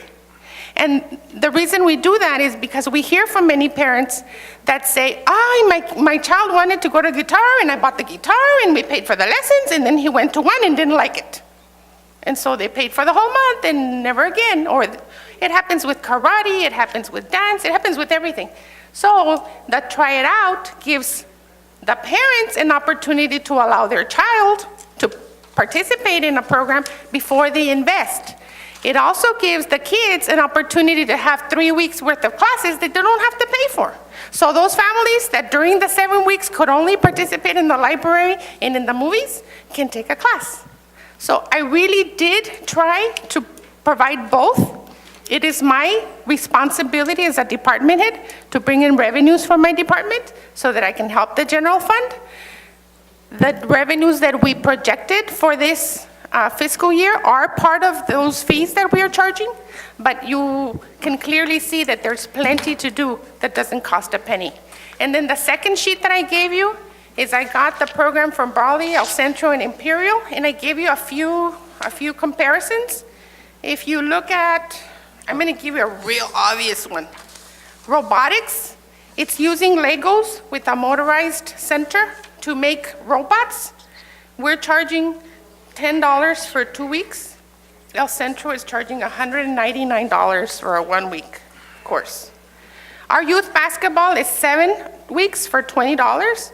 In El Centro, I believe I read $80, unless I'm mistaken. It could have been It was $80. I know I paid something. Let's see.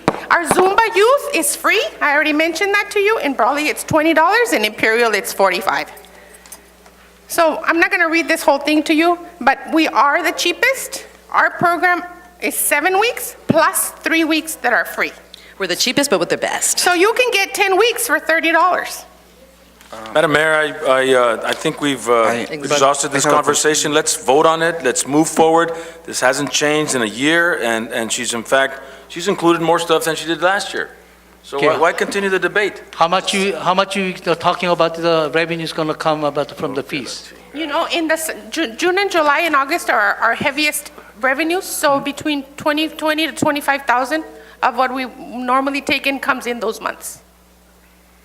Mr. Castro, you also had another question? Yes. I'm sorry? With these fees, they're going to come about $20,000 or $25,000. Well, it all depends on people sign up, but if we don't charge them, it won't come in. So yes, it'll come in during these months. Projected. And also, this one, we already funded from through the major H. I believe the other city, they not funded. They're not funded by the city. They're only just charging the people what cost. I'm sorry, I didn't understand. Well, the other city, they have some others more higher than us, but since we already funded ourselves for all the salaries for the programs. So what I do is, because our community has very low income or very high unemployment, we always keep that in mind. And I want to tell you that 3 years ago, we used to charge $45 and $40 a month. And then we changed it to the whole 6-week program. And we got the instructors to agree, can we lower the fee a little bit so the kids can afford it? And this month, instead of 6 weeks, we did 7. So we've been trying to expand what we offer for less money, but still do my job of bringing in revenue, because the general fund needs the revenue. And mostly it's that, if you don't have any money, there's still plenty to do. Okay. Okay, Mr. Castro, you wanted to ask a question? I think we need to finish up here. Yes, you mentioned $30 for 7 weeks, and I would like to know how many days a week? It's about 2 days a week. 2 days a week? So it's Only 2 $2 days? a class. Oh, okay. And like, for instance, if you compare in El Centro, guitar lessons are 1 hour a week, and the cost is, I believe it's $40, and ours is 2 hours a week, and it's only $30 for 7 weeks. Okay, So we are offering more for less money? yes, that's great. But also, 2 days a week, and how many hours for the It for depends. each Some program? classes are 1 hour and some classes are 2 hours. Okay. It depends on the topic. Guitar, you really can't keep them playing for 2 hours No. because their fingers hurt. But like, we have robotics, and that's where they're going to be building robots with Legos, so that class is 2 hours. We have photography, and that class is 2 hours. So it depends on the subject. Thank you. And your figures, the amount on this summer, that's, we're talking about 2 months, right? And the figures are $140,000, right? Yes, The figures? Okay. That's it. yes. Okay, going back now, I think we've exhausted, as Mr. Moreno was, or I think we're all done. I believe you entertained the motion, Mr. Yes, I motion to Moreno? approve item 8. I second that motion. Please vote. And thank you, Ms. Toller, very much. I think that was such a great explanation. We don't need to ask you anymore for a while. Okay, thank you very much, gentlemen. Thank you for supporting our recreation program on a unanimous vote. Okay, going back now to item number 11 on our consent agenda. Mr. Kim, who wanted to pull item number 11? Me. Okay, Mr. Kim. You have a comment, and we're going to limit you now on this one, please, to 1 minute. Please, you could. You can also have a minute if you like, Mr. Castro. We just really need to get out of this. Yes, but you know what, Mayor, I Yes. disagree on this because that's the item? No, because you're talking about 1 minute. I mean, come on.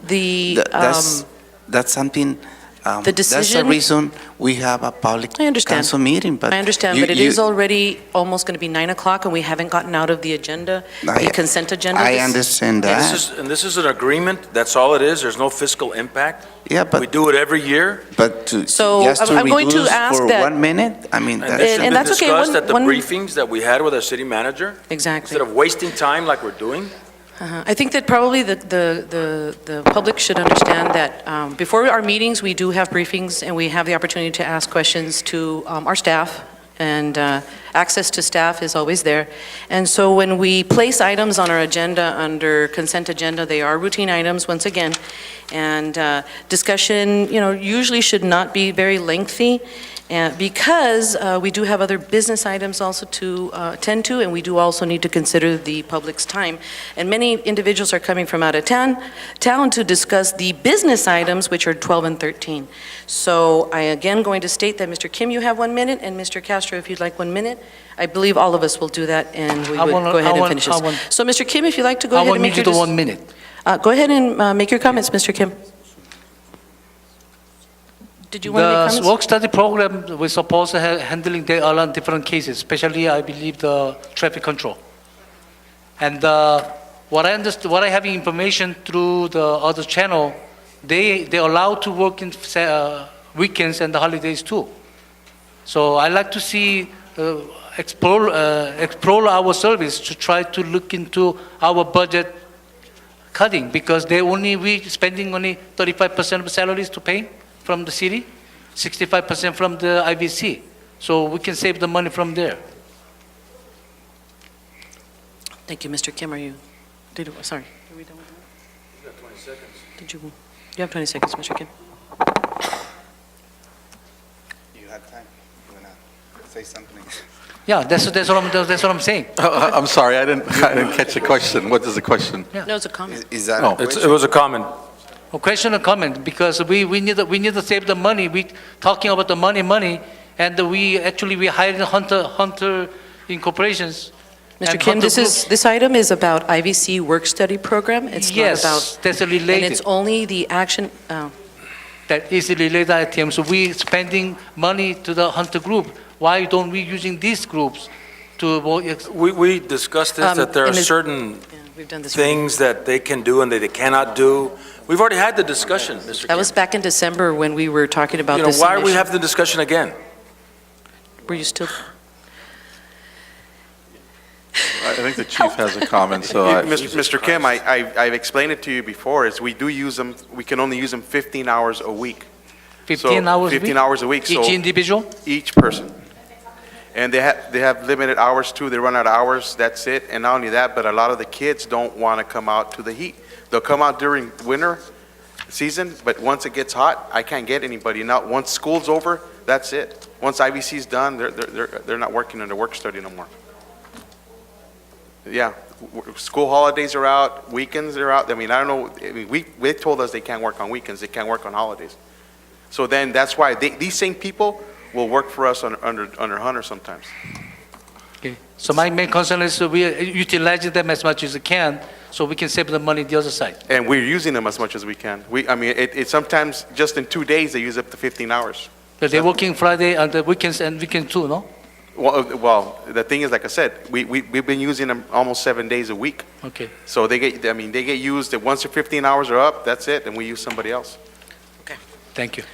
Mr. Castro, did you want to make a comment? Motion to approve this item. I Second. don't know, Mr. King, he pulled this item, right? Did you want to make the motion to approve, Mr. Kim? Yes, I make the motion to approve it.